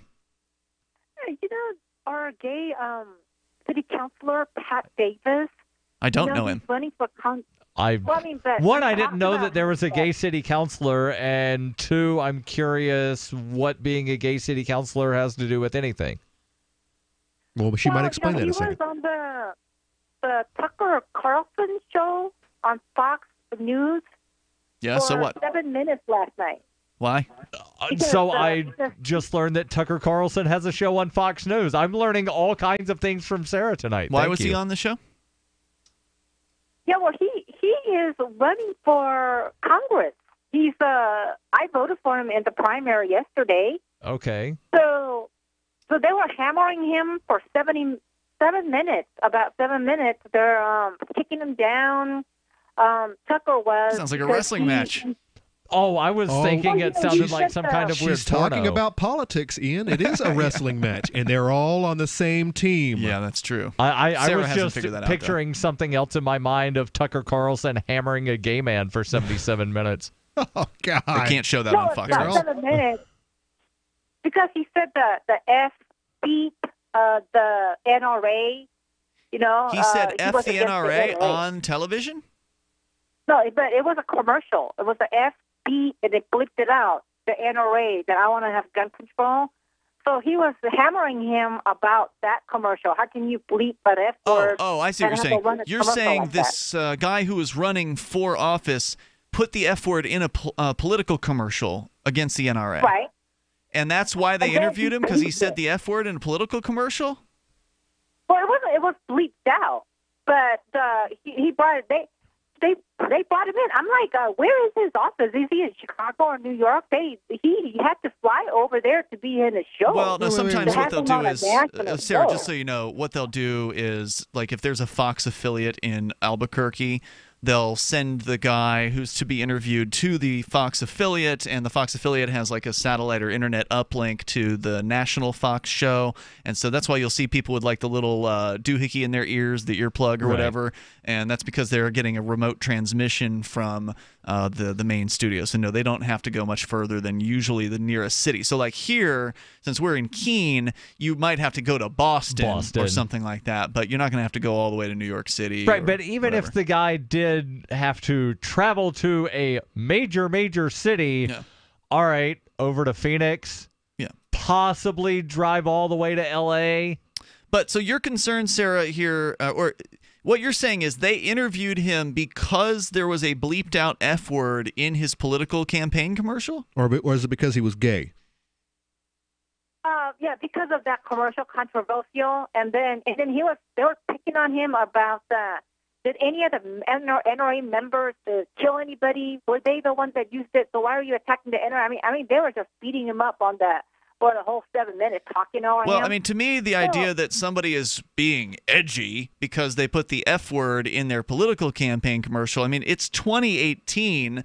The president of the United States has said worse things publicly than that. Right. So, I mean, the idea that that's somehow controversial is pretty ridiculous. But, otherwise, what's noteworthy about this guy? He's just another political candidate. Who cares? Well, you know something? No, he's really not. I mean, to me, yes, he is. I went out yesterday and I voted for him The thing is, he's a big deal to me. Because, That's like all I the said, more he's evidence done that a he's lot of- just another typical political candidate, because you are somebody who receives welfare, and so you want government handouts, and so you're going to vote for people that promise you more government handouts, and ultimately that's what government politicians do, is they promise people things that they can't deliver on most of the time in order to get their votes. I mean, this is just typical politics, Sarah. You just, fell right in line like the rest of the people. Here's the thing is that I'm glad he got national news. The fact that he was on national TV, instead of like helping him lose, that was the whole point of bringing him on, to beat him up. It's going to help him win because the more people know about him. All right, Sarah, And, thanks for your call tonight. Good Pat luck with Davis. your political campaign. The toll-free number here, 855-450, free like freedom. Apparently that's all you needed to do, Darryl, was say the F word in a political commercial and you get on Tucker Carlson. And free things. So I actually pulled up an article from Fox News about this guy? And they've got a video clip. I like playing that on she the didn't side. say his name. I don't think she actually said his She name. did. Pat Davis. Davis. Oh, damn it. Said the NRA's pro-gun policies resulted in dead children, dead mothers, and dead fathers. Carlson asked if it degrades Davis, who's a former cop, that he used an obscenity in a political ad. Davis said, "Being polite hasn't made our schools any safer or protected officers like I used to be. Clearly, this got the NRA's attention." Carlson remarked that the ad got attention, but only because it showed how embarrassing you are. And then he asked, how many NRA members have committed mass shootings? I don't know. Don't we have the NRA sucks too. I'd like to say that, because they are not really a pro-gun organization or a pro-gun rights organization. They're a pro-status quo organization that seems to want to enforce all the existing gun laws. From what I've been told about them, I've never actually been a member of their organization. Don't we have a former cop gun grabber who runs for office every year in Keene here? Delmore? Doesn't ring. Delmar Burridge? Oh, yeah. State rep. That's right. Yeah, he is a state rep, and he is a very bad state representative. But wasn't he a cop as well? He was a former cop. I've That's always correct. wondered about former law enforcement. He's probably not from New Hampshire all originally. about grabbing the guns. Yeah, And those people, to me, are the most scary people out there. He's a scary dude. If you search for that name on freekeen.com, you'll find Delmar some very Burridge. interesting. Yeah, Delmar Burridge. Davis further claims that an AR-15 can fire 150 rounds in 15 seconds. Carlson asked how that statistic was possible. Davis said it could be done with certain additional equipment, citing so-called bump stocks. Carlson then said the barrel of the gun would melt under certain conditions. You don't know what you're talking about. Facts work. Why don't you get some? Is that guy a libertarian? I've heard people claim he is. No, but he asked good questions, and he liked Ron Paul in 2008. But and not in if that 2012. makes somebody a libertarian, then there's a bunch of people that are, Trumpsters saying build the wall that are supposedly libertarians. And no, if you're saying build the wall, you're I've never not seen a his show. I libertarian. don't watch, when the U.S. He's a conservative. Yeah, when the U.S. but when the U.S. was bombing Syria 3 weeks ago, he totally came out and says, "This is absolutely wrong. You guys are going crazy town." So he's not a Trumpster? Not anymore. Okay. He might have been, been. in the early days. I just know that at the 2008 Ron Paul thing that he had up in the Twin Cities, Carlson was one of the speakers. So that's how I know he supported Ron Paul in 2008. I didn't pay attention to the 2012 campaign because in 2010, Ron Paul made a pact with the GOP to endorse every Republican incumbent in Texas, and that included the guy that wrote some absolutely horrible legislation, whose name I can't think of off the top of my head. But yeah, he endorsed some really horrible people because, well, I made a pledge to the Republicans that I would endorse all of the people in my party. Pledge to the devil. I am going to bookmark this story here from Cryptocurrency News about the Venezuelan petro. We haven't talked about that in several weeks, and I think it does deserve an update. Yeah. Also, Let's talk about it Friday. Yeah, let's talk about that Friday because that's when I'm back on the show. You're back tomorrow night, Darryl, Yes. for the Thursday night edition. And between now and then, you can join us online over at freetalklive.com. And don't forget to hop on into our Discord chat. People are in there before, during, and after the show. That's right. and it is free at discord.lrn.fm. We'll see you tomorrow. Since time began, tyrants have taken aim at personal liberties. Now there's a movie that aims back.